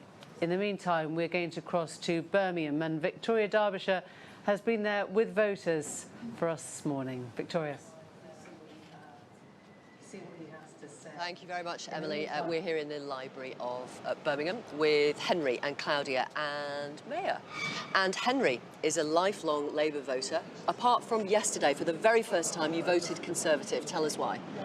Well, basically, I've just become disillusioned with the Labour Party in general. Like, I'm not saying I've got total faith in the Conservatives either, like, but there just seems to be the better option at the moment. Like, was your hand quivering over the box? Not really. No, I made my mind up what I was going to do way back when the election was announced. As I say, I don't think the Labour Party are really united. I think there's fractures amongst them all the time. Like. You too, Claudia, are a Labour supporter. How are you feeling, and how are you feeling about people like Henry? I feel quite shocked, to be honest. Kind of despairing, I suppose. I think the most... Shocked that Henry voted Conservative? Yeah, I feel like there's been such a lack of empathy with everyone, and for me it's kind of confusing that people have now decided, in the face of change, that they want change, and they're deciding to re-elect a party that hasn't brought change about. Well, all I can say is that I've voted Conservative because in my heart I believe they are the party that stands to do more than what the Labour Party are. There's all that infighting with them all the time, even when you come to even Brexit, there's no real stance to what way they're going forward with it. The one thing that Boris Johnson has said, he'll get it done. I believe he will get it done, and it's been going on for that long now. I think this country has become a laughing stock. I mean, we need to get it done, and as simple as that. Mayor, you voted Conservative. How are you feeling this morning? Oh, I did vote for Conservative. I feel over the moon that they have had a very good victory. And the reason I voted for Conservative, because I was one of the 17.4 million who voted for Brexit. And there were definitely reasons for going ahead with Brexit. What does, beyond Brexit, Henry, what else do you want from Boris Johnson? You heard him this morning thanking people like yourself, and he says he's going to repay your trust. What else do you want from him beyond Brexit? Well, beyond Brexit, as long as the party is solid going forward, really to invest in the National Health Service. You hear all sorts of different things. Everybody's promising you different things. Health service, infrastructure, more nurses, more care. Basically, I've had first-hand experience of for 7 or 8 years with my wife passing away, going through the hospital care. Under the Conservatives, is that? It was under the Conservatives, but I mean, I can't. Whoever's in power needs to invest far more money in the health service. They all talk about it. It's their thing that they're going to do when they get in. It's the big common denominator, but when they get in, it's not happening. What does Labour need to do to change? What does Labour need to do to win you back? Let me ask you, Claudia. I think they kind of need to go back to their roots. To be honest, I'm quite shocked that people like yourself can vote for Conservative when Boris Johnson couldn't even look at a child lying on the floor of a hospital. Like, that honestly astounds me. And I think Labour need to kind of reattach themselves to the community. Like, I think at the moment politics has been such a divisive topic for the entire nation. Like, I've never known a time to be so divisive, like I say, in a country, and it just shocks me, honestly. Mayor, you're looking forward to leaving the EU on January the 31st? Yes, I think the country needs to move forward. The country has been on a standstill for 3.5 years with the referendum and not moving ahead. At least we need a light at the end of the tunnel so that the government can move forward with the other local problems like the NHS, policing. You're actually a retired NHS consultant. You trust the Conservatives on the NHS? Yes, I do, because I have been... Even though they've been in power since 2010, and you were telling me earlier about... I have been in the NHS since 1975, and I've seen how the NHS has gone on, and particularly in the last 20 years. Now, there have been reasons, particularly financial reasons, and the way the Labour budget deficit was going in 2009 and 2010. Obviously, the Conservatives had to bring some austerity measures. Now, the budget is in a surplus of 19 billion, and the Conservatives can do definite job, and they're not promising billions and billions. Henry, can Labour win you back at all? What do they need to do? I think what they need to do is get more solid as a party.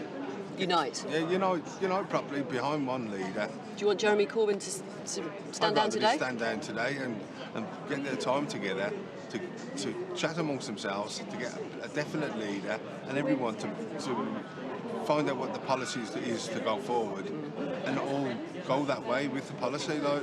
What do you think went wrong for Labour, Claudia? I think it was down to the people, to be honest. I think people... The people who voted? Yeah, everyone who voted. I think people need to have a think about what they're voting for, and for me... So it's because of the electorate? Labour don't need to look at themselves going forward? I mean, they've lost I feel like 4 Labour elections. have lost their way slightly, and Jeremy Corbyn, I'm not professing to be a Jeremy Corbyn fangirl by any means. I think, like you say, possibly the less we've to Boris Johnson, personally, looking at him as an individual. But I think people need to think about what they're actually voting for, and now the decision has been made, like we're stuck with it. People are going to have to think about what they want in the future, because the next 5 years are done. Thank you, all of you. Thank you very much. Thanks for your patience. I know you've got to get back to work, so we're really grateful, Henry. Thank you very much. Okay, thank you. Back to you, Emily. Victoria, thanks very much. You'll remember 24 hours ago there was much talk about which of the big beasts could be toppled if the night didn't go their way, if there were scalps to be had. In the end, they were not cabinet ministers. They were from the Labour side and, of course, the Lib Dem leader herself.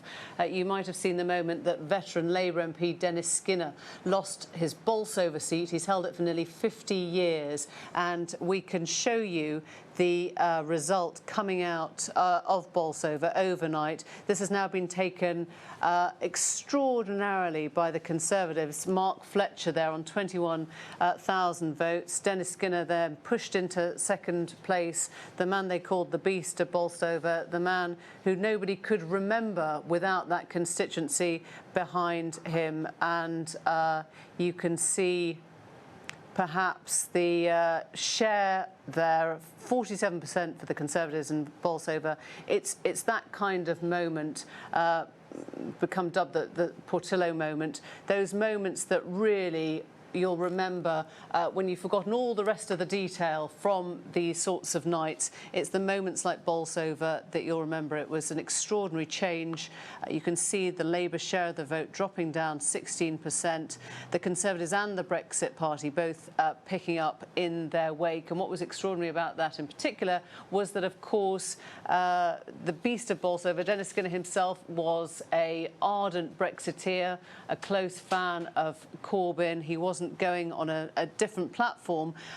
Labour to Conservatives then on 11% swing, and it was clearly a very good night there for the Conservatives on their message and ousting a man who would have become, I think, the father of the house. Let's go to our correspondent who is there, Rob. I wonder if the news has sunk in amongst Bolsovians, Rob. Well, Emily, there's people here just startled really by this result. Even those that swapped over to the Conservatives are slightly shocked by their own decision. One woman told me her hand was trembling over the ballot paper as she put the cross in the blue box for the first time in her life. The question I kept asking is, why did you go over to the Conservatives? And the answer was one word: Brexit, in almost every instance. That message that Boris kept hammering away, that catchphrase, get Brexit done, it's oven ready. People were repeating, get Brexit done to me on the streets here. It had clearly resonated with a high Leave voting area. And round the corner from here is Bolsover Castle, a symbol really of fortress Labour. You know, this was a Labour stronghold. Even a few years ago, if you'd have suggested that this would go red to blue, I don't think many people would have believed you. Now, Dennis Skinner is 87. And there are some people here who said he should have retired. David Cameron once taunted him in the Commons and said, you've got a good pension, it's time you went. He was a very colourful character. Whatever your political colours, I don't think anyone could doubt that. Extraordinary. Rob, thanks very much. Well, joining us now, former Cabinet Secretary Lord O'Donnell. Nice to see you. Gus, I know you couldn't hear what Rob was saying, but just a reflection for a moment on what it is like in politics when it becomes intensely personal, when you see these characters who feel like they've always been in the building behind us, suddenly not there. Well, yeah, I've seen that, like John Major, you know, when he's lost an election. I mean, it's very personal. It's not at all something you can just gloss over. You know, it's been your life, and they've contributed an enormous amount. So I kind of feel for all the losers, but it's the nature of politics. That's the world. They know they're in it. So. What do you make of the shape of the country today? I mean, you have that advantage of one step back from the front line now, and when you look at it, I mean, did you ever think you would see this in your lifetime? Very surprised. I did join the civil service in 1979, so I remember the 80s, I remember the bigger majority, but it is unusual, most certainly. And it's unusual in that it's different from the 80s because we now have the Fixed Term Parliaments Act, so Boris Johnson can and will almost certainly go on for 5 years, and then we'll have another election where he might win again. So, I mean, from your experience, you'd assume when we look back at, for example, the trilogy of Thatcher elections or the Blair ones, that if you get a majority this big at first, you are in for another term. Well, that's right. Usually it takes a while. And what would happen then is, of course, the Prime Minister had the ability to choose when to go. So if after 4 years they were doing well in the polls, they could just say, right, let's have it now. And so that power has gone away from them. But the chances are that when you've got this size of a majority, it will last. Gus O'Donnell, we're going to ask you to stay with us over the top of the hour, and we'll have plenty more to discuss here. But you are watching a BBC election special on the day the Conservatives won their biggest majority since 1987.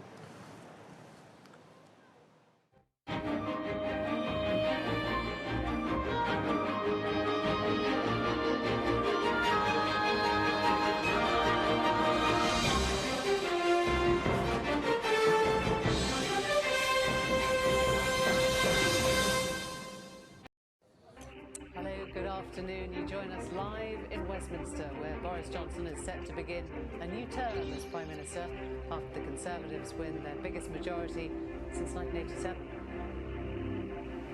The Tory leader has returned to Downing Street after visiting Buckingham Palace to ask the Queen for permission to form a government.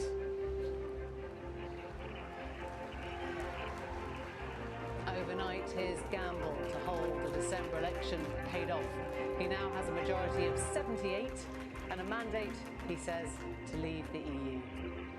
With this mandate and this majority, we will at last be able to do what?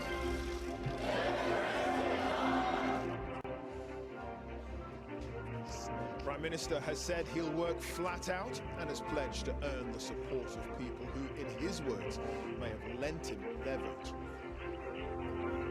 It was an awful night for Labour, losing 59 seats, many of them in places the party has held for decades. Jeremy Corbyn said the results were very disappointing. I want to also make it clear that I will not lead the party in any future general election campaign. I will discuss with our party to ensure there is a process now of reflection. A strong result for the SNP, who now hold 48 seats out of the 59 in Scotland. Nicola Sturgeon says it sends a clear message for a second independence referendum. That independence referendum that was very much at the heart of the SNP's campaign. There is a renewed, refreshed, strengthened mandate for that. Liberal Democrat leader Jo Swinson quits after she loses her own seat to the SNP and the party fails to improve its position at Westminster. For millions of people in our country, these results will bring dread and dismay, and people are looking for hope. And we're in Birmingham with voters. We will hear from a lifelong Labour supporter who yesterday voted Conservative for the very first time, and a gutted Labour voter who says her party's lost its way over Brexit. Well, the result of the election means big change in the House of Commons and for the country. The UK will now leave the European Union by the end of next month. We'll be speaking to the main parties and we'll bring you all the events and the reaction from here throughout the day.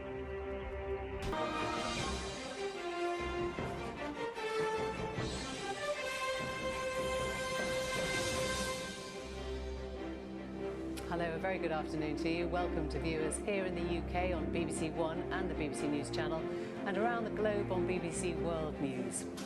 Here at Westminster, the Prime Minister Boris Johnson is ready to form a new government after an overwhelming win by the Conservatives in the general election.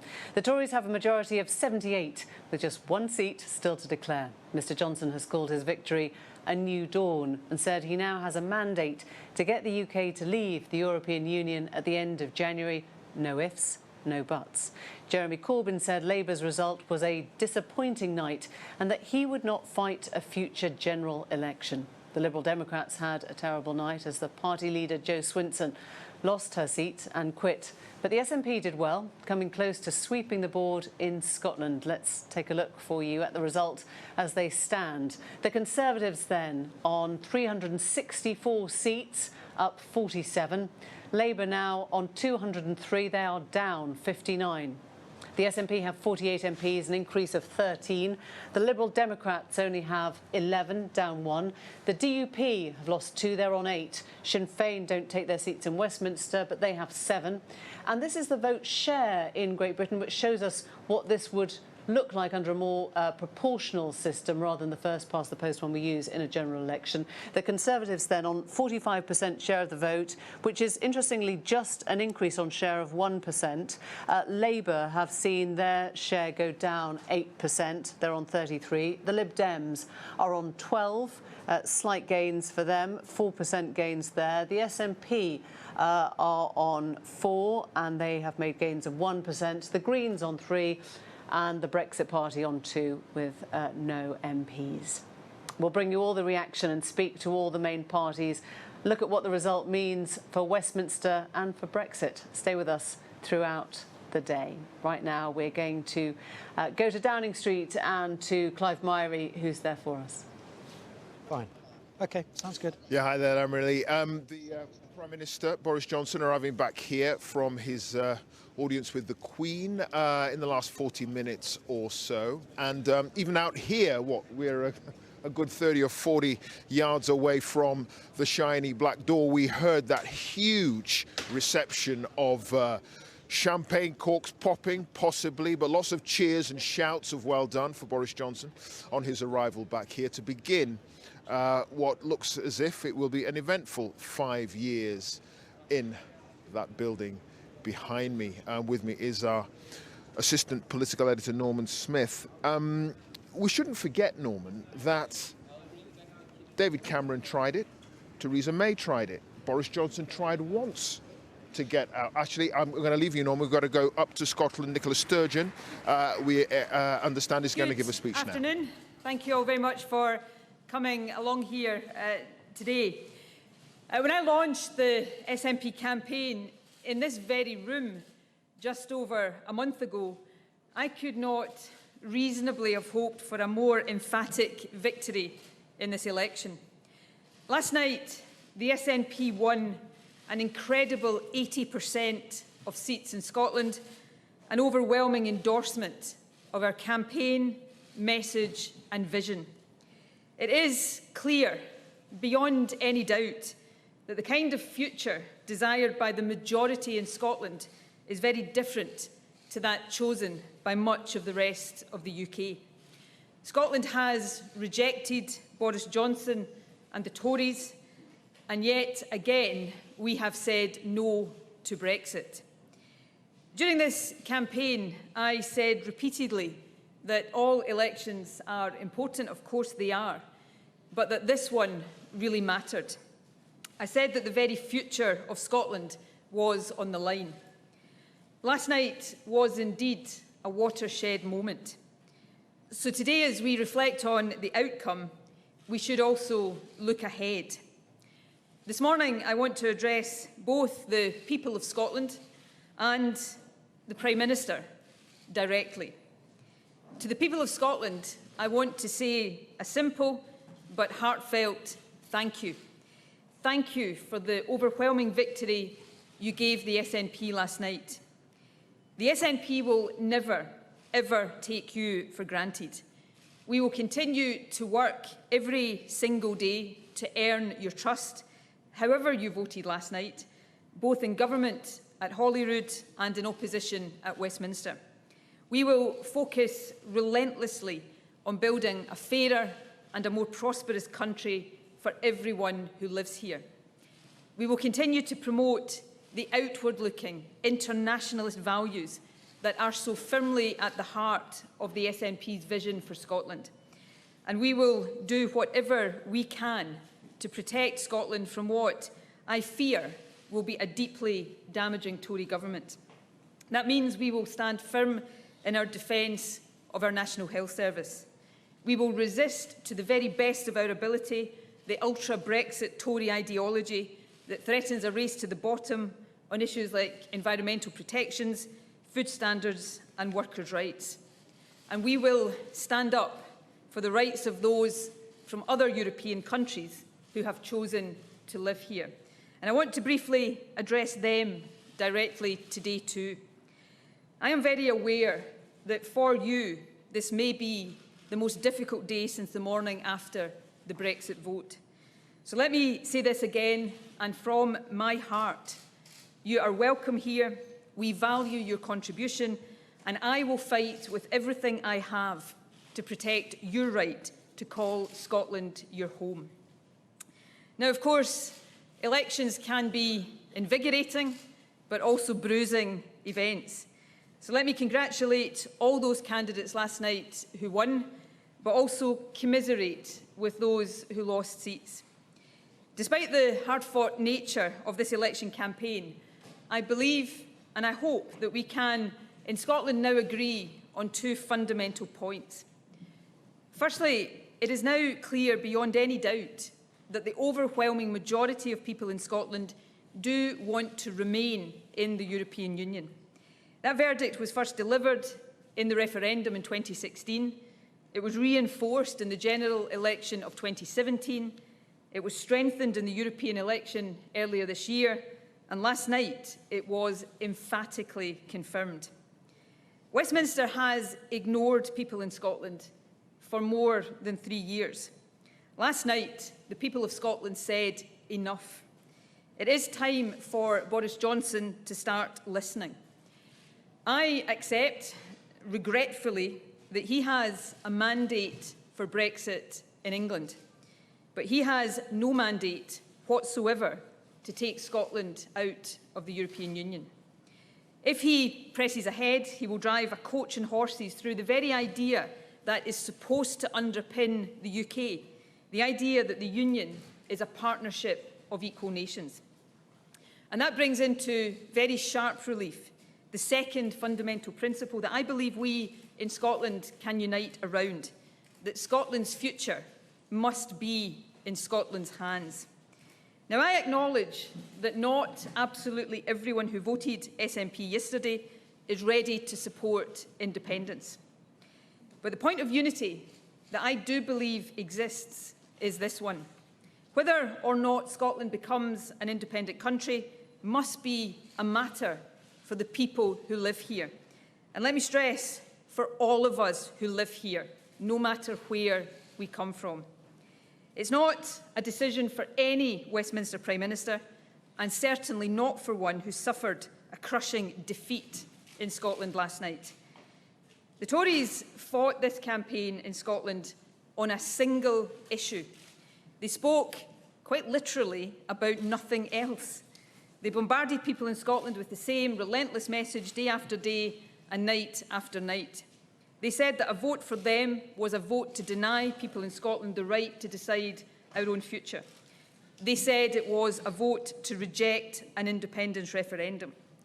Well, yesterday, the people of Scotland decided instead to reject the Tories. The stunning election win last night for the SNP renews, reinforces and strengthens the mandate we have from previous elections to offer the people of Scotland a choice over their future. That mandate says that it is for the Scottish Parliament, not a Westminster government, to decide whether and when there should be a new referendum on independence. So given the verdict of the people of Scotland last night, the Scottish Government will next week publish the detailed democratic case for a transfer of power to enable a referendum to be put beyond legal challenge. I have been clear that a referendum must be the responsibility of the Scottish Parliament. This is not about asking Boris Johnson or any other Westminster politician for permission. It is instead an assertion of the democratic right of the people of Scotland to determine our own future. Given what I fear a Tory government now has in store for Scotland, that right to choose our own future has never been more important or more urgent. So to the Prime Minister, let me be very clear. This is not simply a demand that I or the SNP are making. It is the right of the people of Scotland. And you, as the leader of a defeated party in Scotland, have no right to stand in the way. In an independent Scotland, we will always get the governments we vote for. We will have full control of the powers and the levers needed to build a truly fair and a more prosperous country. We can take our place as an equal partner with our closest friends in the rest of the UK and across Europe and the world. The people of Scotland have spoken. It is time now to decide our own future. Thank you very much indeed.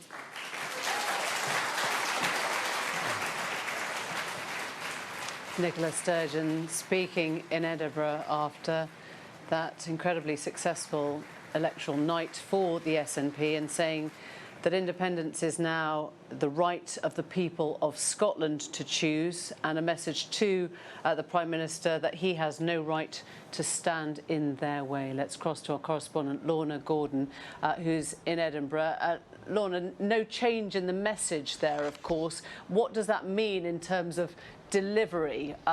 We know Boris Johnson won't allow that second referendum, and she has said that she won't go it through an illegal means. What happens then? Well, I think we are setting the two countries up for a big constitutional standoff. Nothing Nicola Sturgeon said in that speech just now was entirely unexpected, but there were big gains for the SNP here in Scotland overnight, and she said those gains renew, reinforce and strengthen her mandate, the SNP's mandate in Scotland, for Scottish people to have a right to choose their future. She said she will set out next week a detailed democratic case for the transfer of power. We've always known that at some point before Christmas she would request what's called a Section 30 order, that is the transfer of power from Westminster, to hold a referendum here in Scotland on Scottish independence. But as you say, Boris Johnson has made very clear that he will say no to that. He sees another referendum on Scottish independence as a once in a generation event. So where do we go from here? Well, there are increasing rumours and speculation that perhaps there might be legal action over that matter, but the SNP are also pushing the line that Boris Johnson can't refuse because frankly, he has no right to stand in the way. Their vote went down here in Scotland, where the SNPs went up significantly. They won over 80% of the seats here, a 45% share of the vote. The map here has really turned SNP yellow, but it is hard to see how you reconcile these two very opposing positions when it comes to the constitutional question of Scotland's future, and foresee big arguments ahead. Lorna, thanks very much indeed. Well, with us now, former Cabinet Secretary Lord Gus O'Donnell. There is so much to digest this morning, Gus. The sort of ease with which that result seems to have taken hold is the narrative of a Conservative majority, and they've done extraordinarily well. But it belies the complications that lie ahead, certainly in Scotland, as we've heard from Lorna, and also presumably in Northern Ireland, in Ireland. Northern Ireland now have, for the first time, more nationalist MPs than unionists. That presumably starts to influence the balance of power there as well. Absolutely. I mean, from a civil service point of view, you breathe a sigh of relief that all those complicated things about hung parliaments, minority governments have gone. You've got a strong majority. On the other hand, within that majority, you're absolutely right. You've just heard Nicola Sturgeon talking about wanting a referendum. The Prime Minister has the right to say no, and that will create tensions. Northern Ireland, the same, as you said. The Nationalists now, for the first time, having more seats than the Unionists. That's going to create problems because those things aren't just separate constitutional issues. For both of those countries, Brexit is a big issue as well. Assuming Boris goes ahead, delivers Brexit, which I am, and we leave on January the 31st, that does create problems and reinforces the independence campaigns, I think you'll see, both in Scotland and the view in Northern Ireland that there are greater attractions to being closer to the Republic. So it makes life more difficult for him. And does how well we do on the next stage of Brexit alter that? To the extent that Nicola Sturgeon has always used Brexit as the motivator, if you like, for needing Scotland to go independent. If Brexit delivers prosperity, success, you know, a brand new dawn of trade deals, all the things that she at the moment doesn't believe it can, does that then shift things? Well, I'm afraid the timescales don't work for that. So future trade deals with third-party countries like the US are quite a long way off. Whatever President Trump might say, I'm afraid that's not going to happen for quite a long time. It's not just President Trump, it's Boris Johnson as well. Exactly. So, I mean, when you're saying trade deals are a long way off, you're telling us that his promise to leave by December 2020 with a great deal is not possible? Well, no. There's two things here. There's the UK-EU trade deal, right? So the adverse consequences of being outside the EU won't be felt for quite a while in terms of that trade deal. And the whole point about a trade deal with third countries is that it'll take us a while to make any great note. I mean, we could do ones with countries like Canada, but it's a tiny proportion of our trade. There's also a question of the shape of government now. We heard rumours that the Foreign Office could look, the Foreign Commonwealth Office could look very different under a Boris Johnson government. He would get rid of the international development and presumably the overseas development budget as well. Well, the leaks have suggested that the Department for International Development might be folded into the Foreign Office. Now, my guess is they would still keep two separate cabinet ministers, but they would certainly, when he does his first big spending review, and he's now got a chance under Fixed-Term Parliament Act to have a 5-year term, he might do a 5-year spending review. He might well decide that he's not going to stick with a 0.7% commitment. That would require legislation, of course. And then, you know, use that money in different ways, hopefully still to look at helping the world's poor, but in ways that might also stay outside the things that are normally counted as aid. So, for example, helping on climate change and issues like that. So there's possibilities there's for him. Room sort of thing. Yes, and that's where he needs to sit down and I'd say not rush into sorting out a cabinet yet, but think about the machinery of government that will work for what he wants to do. You think we won't get the cabinet for what, another day? I'm hoping he'll wait because he's got to sort out with a bigger majority the kind of Brexit deal he can do. He's got more options open, and I would say delivering a softer Brexit helps him with Northern Ireland and with Scotland, helps allay those fears that they're really going to suffer. I mean, a no-deal Brexit would be really bad for Northern Ireland and Scotland, particularly bad for Northern Ireland, and I think he'll be even more aware of that now with these results. It's fascinating to hear you still talk of a no-deal Brexit, so it hasn't gone away even at this point. I think it was very unlikely. I think it's become even less likely. I'm just urging the Prime Minister to carry on and get his deal through. Nice to see you, Gus O'Donnell. Thank you very much indeed. We're going to sweep right across our newsroom now and over to the Election Results Centre with Christian Fraser, who's been picking out some of the big swings from Labour to Conservatives overnight. OK, let's take stock. You'll see that we're still missing one seat. It's this one down here in Cornwall, St Ives. It's a Conservative Lib Dem marginal. There is some bad weather in the Scilly Isles, so we won't get that until later this afternoon. But on the basis of this, it is, as we've been saying, the best result for the Conservatives since 1987. Conversely, for the Labour Party, it is the worst since the war, worse even than Michael Foot in 1983 in terms of seats. And for the Liberal Democrats, depending on that seat we just mentioned, It could be worse than even 2017, though they would point you to their vote share, which is up 4%.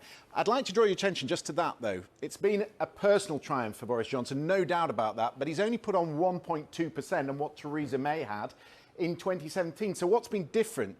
Well, the difference is that the Labour vote in working class post-industrial areas has collapsed. So you've seen that in North East Wales, you've seen it in the West Midlands, in South Yorkshire, in the North East of England. And when you look at, and you really drill down into the numbers, you'll see that the Conservative vote share is higher where there is a higher percentage of working class people. I'll show you what I mean. So these are seats that have all gone from red to blue. Bassetlaw, Redcar, Scunthorpe, Lee, Dudley North, Great Grimsby, Sedgefield, Rother Valley. Let's have a look at Bassetlaw. It was the biggest swing of the night. So John Mann standing down, former mining town in Nottinghamshire, big Leave area. You look at the vote share, you can see Labour's vote collapsing, the Brexit Party eating into a little bit of it, but look at that massive swing, 18%. Another one, Dudley North. It's never been anything but Labour, okay? Big Leave area. Again, you look at the vote share, almost a straight swap, Conservative to Labour, another massive swing. Here's another extraordinary one, Sedgefield, the former seat of Tony Blair. In 2005, he had a majority of over 18,000 after 9 years of Labour opposition. Look at that. The Conservatives now have a majority of 4,500. Again, another big vote share change. Brexit Party eating into that again. And we'll just pick out one last one because this is rather interesting. Rother Valley, it's never been anything but Tory. It's been Labour since the First World War, since 1918. Big Leave area, but look at this. This is the one that Nigel Farage will point to. The Brexit Party eating massively into the Labour vote. And again, a very big swing from Labour to the Conservatives.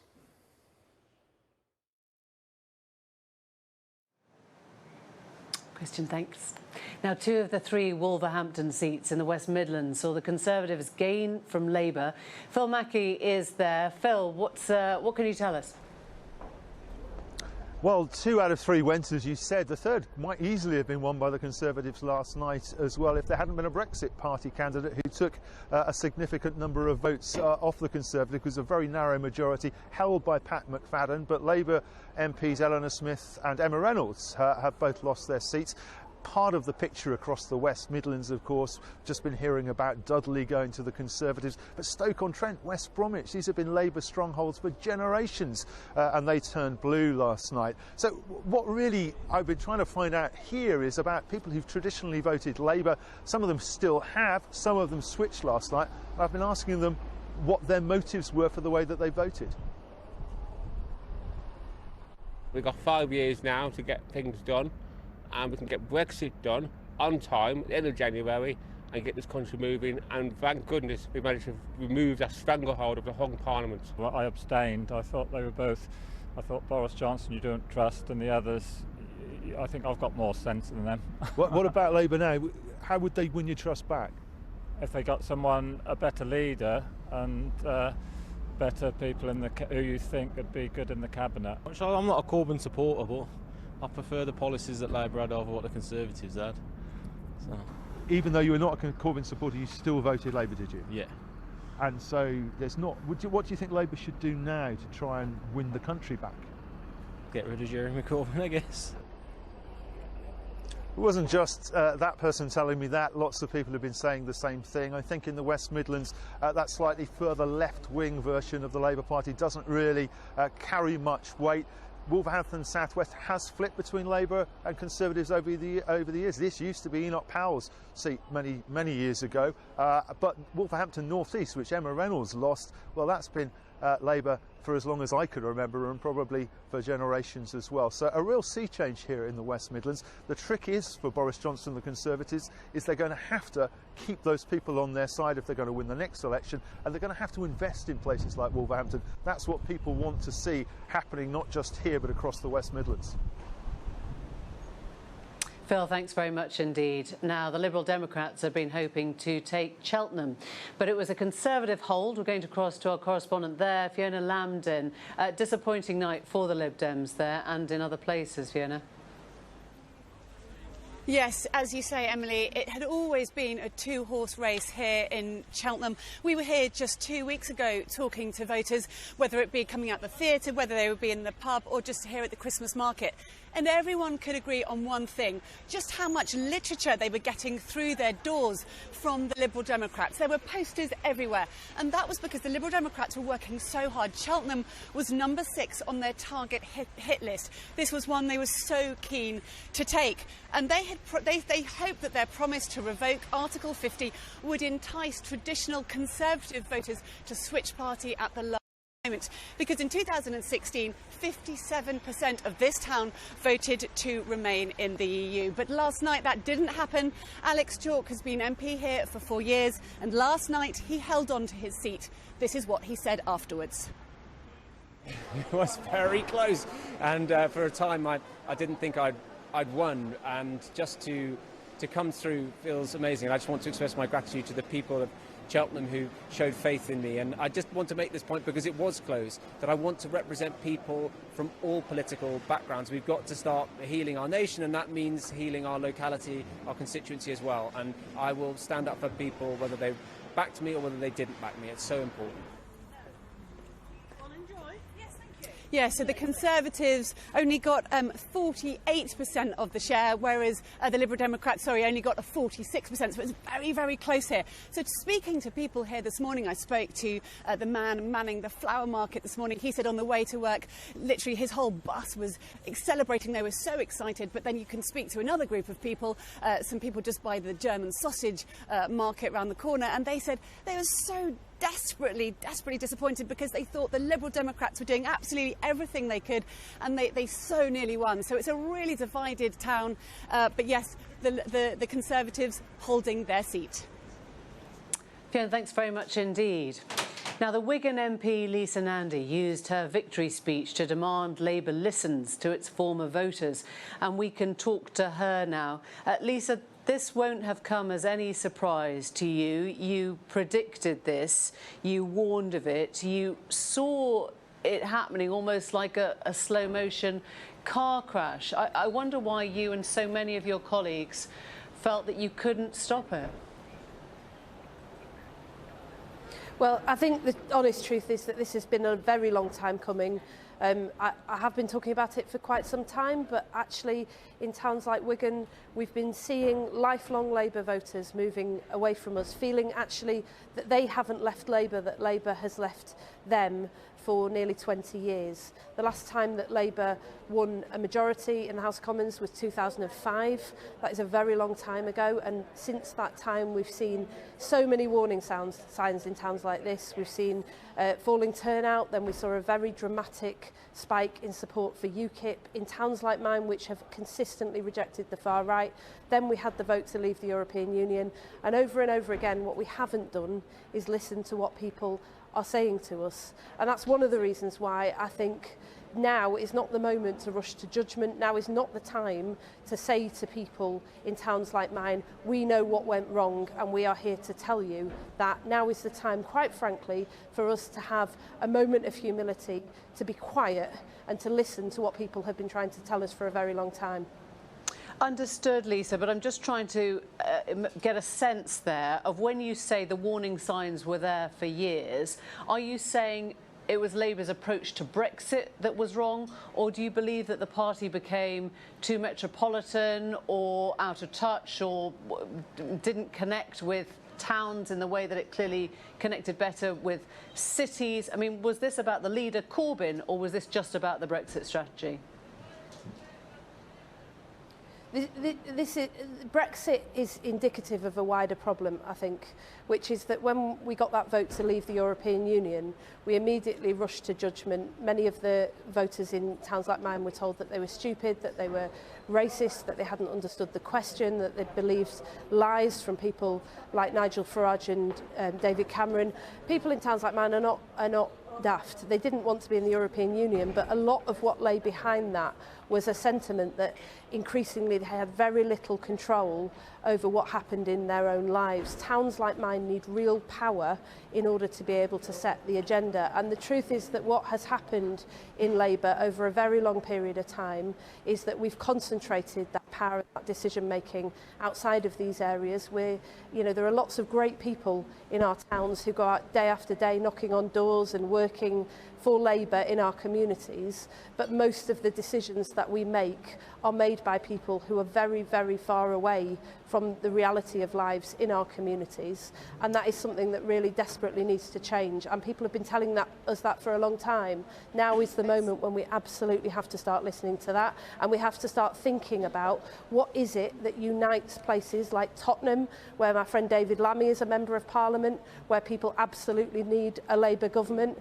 and unites Wigan and Lee next door, where my good friend Jo Platt just lost her seat last night. What is it that unites those things? Labour only wins when we can bring together those two very different parts of the country, and we need to start seriously thinking about what is it that will do that, and how do we get this right?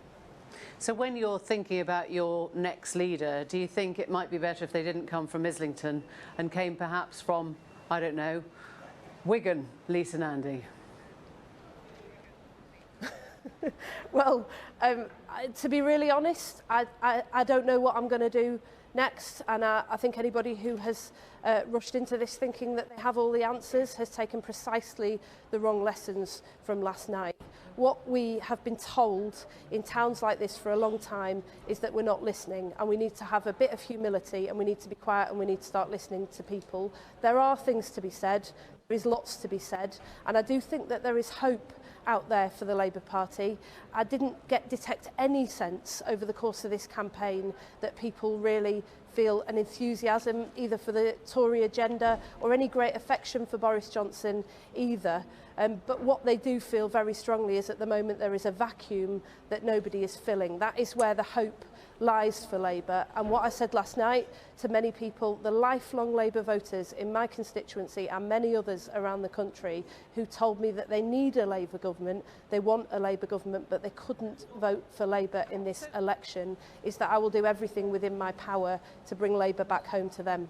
And Lisa, how easily then do you think you work with a Conservative government on these issues for areas like yours? Your words are almost the same as those of Dom Cummings, the chief advisor to Boris Johnson, who left this morning saying, I mean, obviously he will phrase it differently, but I think you're coming from the same place. The average educated Remainer campaigner types who've waved around for 8 years for the last few months and didn't understand what was going on were driving everyone mad. Hopefully now they'll learn, because it's not good for the country, the whole dynamic to carry on. Do you at this point feel that you are closer to Boris Johnson's Conservatives and what they are offering the people than to Jeremy Corbyn's Labour Party?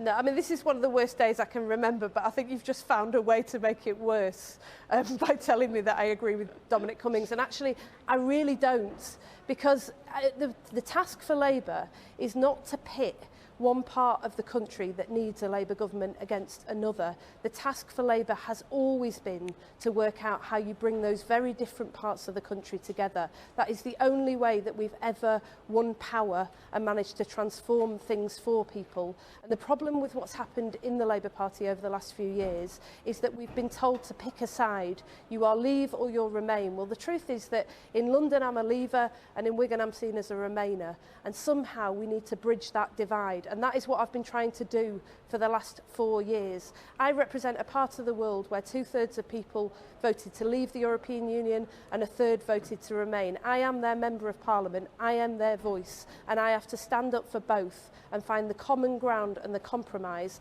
that enables us to move forward as the country. That is the task facing the Labour Party now, and it's important that we learn the right lessons from this. We don't pick a side, we don't divide people like the Tories. We've got to compromise and we've got to work together and move forwards. We wish you luck with that. Lisa Nandy, thanks for joining us. You're watching BBC Election 2019. More from here in just a moment, but first we're going to cross to the newsroom and we join Louise Minchin, who has a summary of the day's stories. Thanks, Emily. Good afternoon. The Conservatives have won their biggest general election majority since Margaret Thatcher in 1987 after claiming scores of seats from Labour in its traditional heartlands in the north of England.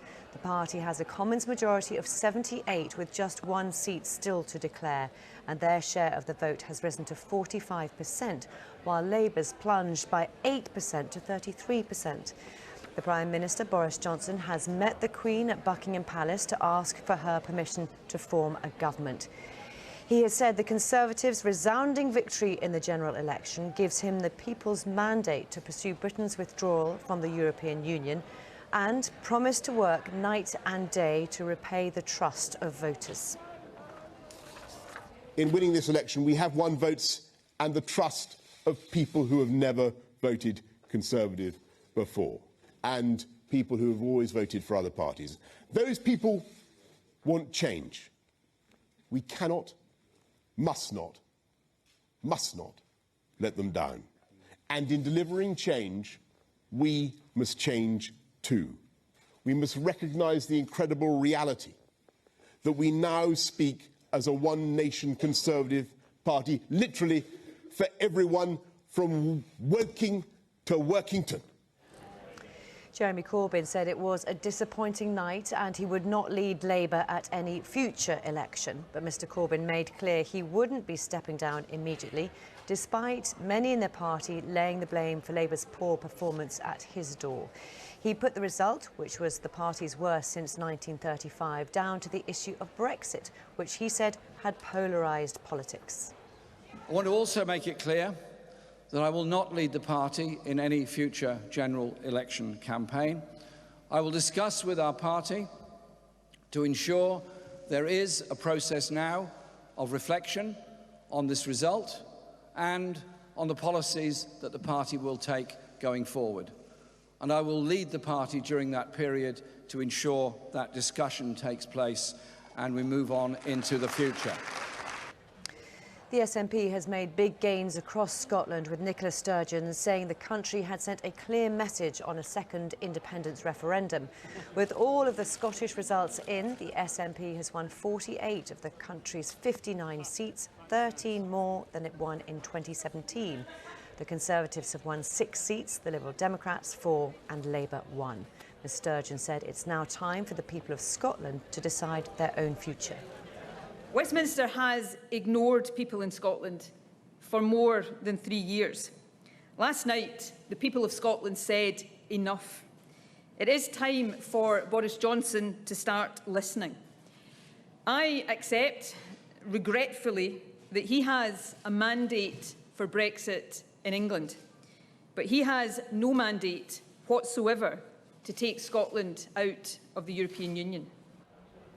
The most high-profile casualty has been the Liberal Democrat leader Jo Swinson, who lost her seat in East Dunbartonshire to the SNP by 149 votes and is stepping down. The party currently has 11 seats, winning a 12% share of the vote.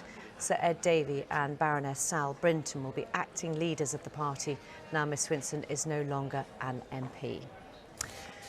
There's lots more on the election online. You can look up the results in every constituency using our interactive map, and you can get live reaction and analysis from the experts. It's all on our website and also the BBC News app.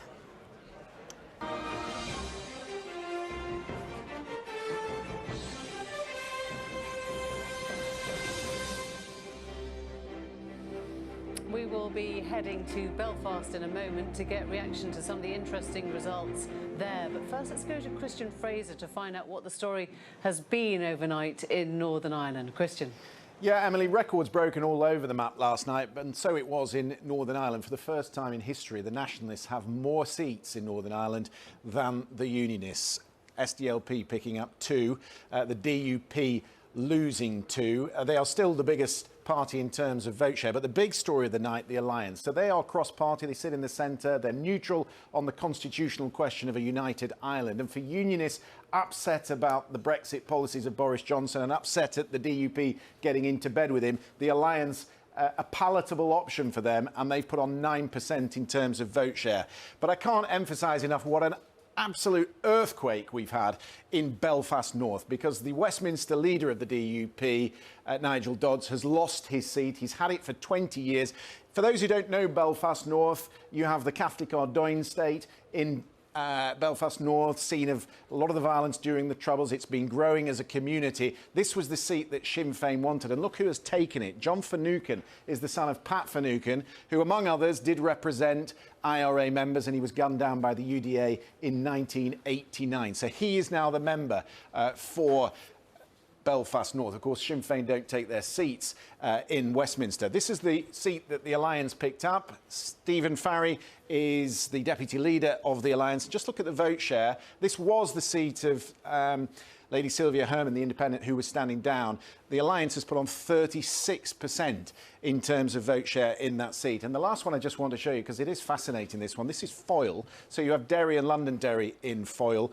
This was the seat of John Hume, the SDLP leader, who had it for 20-odd years into 2005. And then the Sinn Féin snatched it back in 2017, only with a 169 majority. Now, look at that. That is a huge swing to the SDLP. I'll show you that in a second. What is going on there? Is it because Colm Eastwood was saying, look, you need a Remain voice in Westminster, Sinn Féin aren't taking their seats, send me to Westminster instead? Or was it the Lyra McKee issue? You remember the young journalist who was shot in April this year, and you might have heard the priest saying he didn't understand the politics of the extremes. Maybe it's a reaction to that. I don't know. We'll have to drill into the figures, but certainly an extraordinary result. It really is. Christian, thanks very much indeed. We're going to stay with that story. Annita McVeigh is in Belfast. And as Christian was showing us there, Annita, the nationalist parties now have more MPs than the unionist parties. And if you look at what that does, actually, not just in Northern Ireland, but also in Scotland, I think one statistic has come out saying more voters have backed Remain parties over Leave parties to, would you believe it, a ratio of 52 to 48. So whilst Boris Johnson here talks about the majority for the Conservatives, it might feel very different where you are now. Yes, I think so, Emily. And actually, it's worth remembering that none of the MPs here, that's neither Nationalist, Unionist, nor the Cross-Community Alliance Party MP, actually back Boris Johnson's Brexit deal as it currently stands. None of them.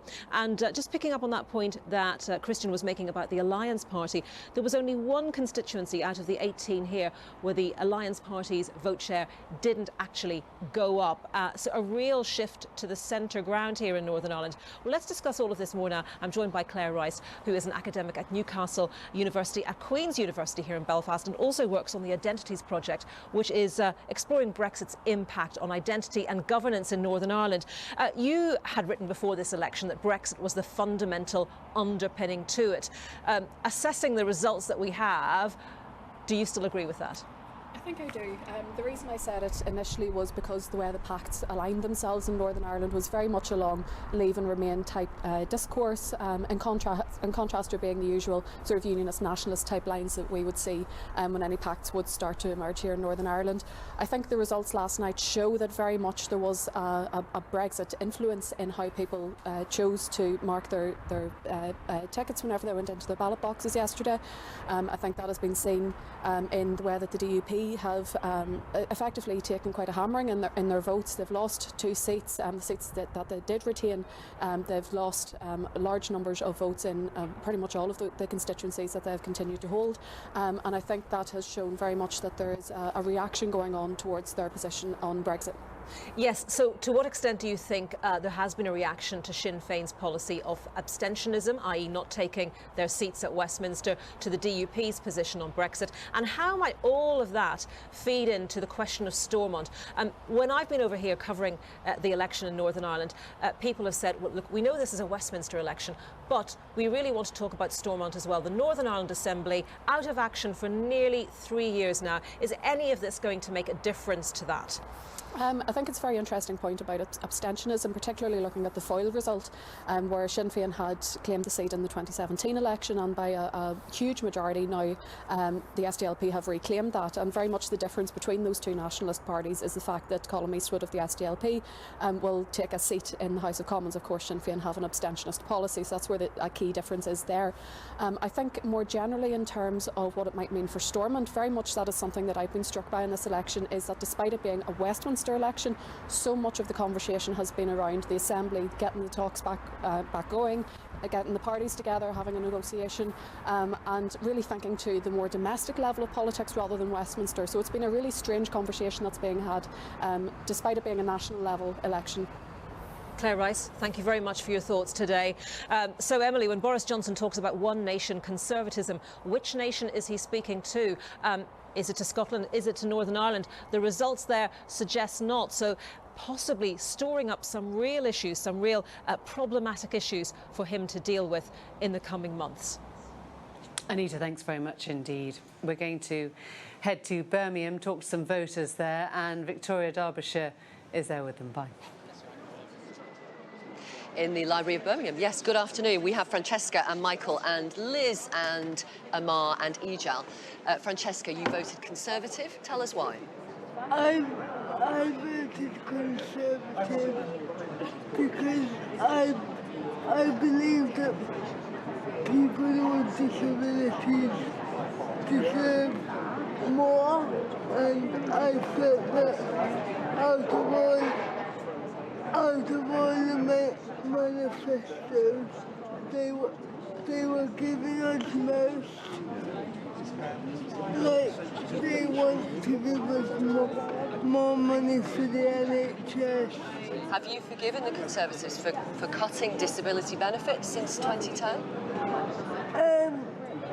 To be honest, this is my first time of voting, so I didn't really pay much attention to what the parties have been doing in the past. I just focused on what they want to do in future and read this year's manifesto. Michael, you also voted Conservatives? I did. Conservative. Why? Well, look, I think Boris has got the agenda to take this country forwards. First of all, we have to deliver on Brexit. And Boris has got a good deal to go ahead with that. He's got a plan to deliver on Brexit, and that has to be done, and it now will be done with this great Conservative majority. He's also, though, got a plan for the domestic agenda for the future. So, as we were mentioning just before, investing in the NHS, in schools, in roads, in hospitals, you know, the list goes on. You're chairman of the Of the Birmingham Young Conservatives. You've been up all night? I have, yes. What's your mood right now? I'm absolutely elated. Look, I wasn't. I would be happy with I was going to be happy with a small majority. We've got a very big majority. I think it's wonderful. It shows the people are backing our vision for the country. You know, we're gonna do what we promised. Okay. We're going to go forwards. We're going to pause there, and we've got more of you to talk to, but we're going to hand back because I think we've got news from Jeremy Corbyn. Victoria, thanks very much indeed. We heard from Jeremy Corbyn a little earlier that he thought it was a very disappointing night, but we've now had more reaction from the Labour leader to this election result. This is what he had to say. Obviously very sad at the result we've achieved, and very sad at those colleagues that lost their seats in the election, and very sad for many people in this country who will now have a government that is continuing policies of austerity, and many of the poorest communities, I think, will suffer very badly from the economic strategy that I suspect the Prime Minister will take forward. But also, I have pride in our manifesto that we put forward, and all the policies we put forward, which actually had huge public support on issues of universal credit, the green industrial revolution, and investment for the future. But this election was taken over, ultimately, by Brexit, and we as a party represent people who both voted Remain and Leave, and my whole strategy was to reach out beyond the Brexit divide to try and bring people together, because ultimately the country has to come together. Jeremy Corbyn speaking a few moments ago. The Labour MP Lucy Powell was re-elected to her Manchester Central constituency, and she is in our Salford studio. I would suggest that's not the most extraordinary speech of the day, Lucy. I remember when Ed Miliband, who you were working alongside, faced his results, and he said, I take absolute responsibility for that defeat. We heard no suggestion there, did we, from Jeremy Corbyn that he felt he was to blame. Indeed, he said he retained pride in the manifesto. I wonder what you make of it. Well, look, I do think we need to hear a bit more contrition and humility, not just from Jeremy, but from across the party as well. We all have a responsibility for what is a seismic and formidable defeat that we have suffered, and we have to understand that and listen to what the voters have said to us. I don't think it's sufficient for us to simply put it down to one issue or another. It's a whole range of issues, and we need to be really humble in defeat and take our full responsibility for it. So I hope that Jeremy will, as he said he would do last night, really reflect on this result, and that means there being no-go areas, if you like, in terms of reflecting on that. Lucy, you're being quite cautious, quite kind perhaps. You were one of those who resigned from the Corbyn shadow cabinet because you thought it was going nowhere and you didn't like the sense of direction. There have been 171, wasn't it, that signed the letter saying this, 172 that signed a letter saying this is not the way for us to go as a Labour Party. Why did that never get the momentum? What was stopping you from understanding that this had to change? Well, look, I mean, that was 3 years ago now. We've had 2 general elections since then. So you learn one set of you learn some things from one of those elections, and you have to learn different things from this election here now. I mean, clearly Brexit is a pattern underpinning this particular election, but the scale of the result is much broader than Brexit alone. And of course, Jeremy, as our leader, I hope, along with the rest of us, will have to take some responsibility for that. But I think to just pin the blame on the leadership and think that if we change leader tomorrow and Brexit will no longer be an issue once we've left, that somehow it'll all spring back into place for us, I think that would be just as big a mistake as anything else. Does momentum still have a place in the Labour Party, in your view? Well, look, I mean, I think some of this, we've got to put to one side some of this sort of factional divide. I think that's been an issue as well, as far as I'm concerned. I think we've presented ourselves as a divided party. And partly what we're seeing this morning, which, I personally deeply regret, is different factions within the Labour Party trying to put their own answers on this defeat without having really understood the defeat first as a cue for, well, we were right all along. So on the one hand, some want to say this is just about Brexit and everything else about our party was fantastic and brilliant. Others want to say this is all about Jeremy Corbyn as leader. Neither are right. And we've all got to now collectively come together, deeply, objectively and honestly understand and listen to the electorate and move forward with a collective understanding. But if we continue to pick fights with one another saying, well, I was right all along and you were wrong, we might even go further backwards. Was he right, though, centrally about his ideology, about what working class Labour voting seats needed? Was he right to say he should have pride in his economic strategy? Well, we clearly weren't right, not just because of what happened last night, but this has actually been a long time coming. The long-term trend of working class communities and people moving away from Labour, the warning signs have been there for a long time. I know you had Lisa Nandy on earlier. In fact, Brexit itself was part of those warning signs, because many communities that are represented and have a long time been represented by the Labour Party locally and nationally, they disagreed with us about Brexit. They voted to leave and we wanted to remain. We didn't heed that warning then in 2016, and in 2017 many of the big swings away from us in that election that actually ended up being quite close were in those same communities. We didn't heed it then either. So we've got to really take a deep, long look at this. Let's not make any knee-jerk reactions and jump straight into a leadership election. Okay. Lucy Powell, thank you very much indeed. Well, it has been a momentous few hours here at Westminster. We will have plenty more reaction throughout the day here on election 2019. Now, the key moments.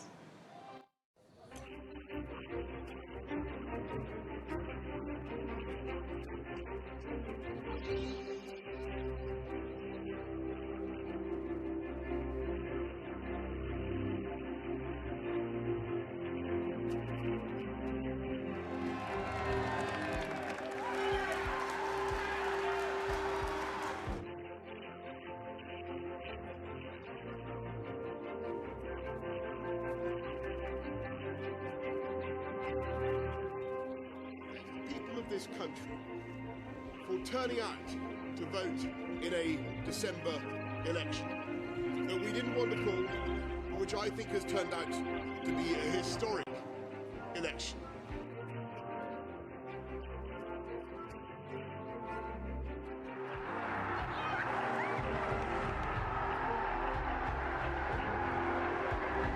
I will not lead the party in any future general election campaign. I will discuss with our party to ensure there is a process now of reflection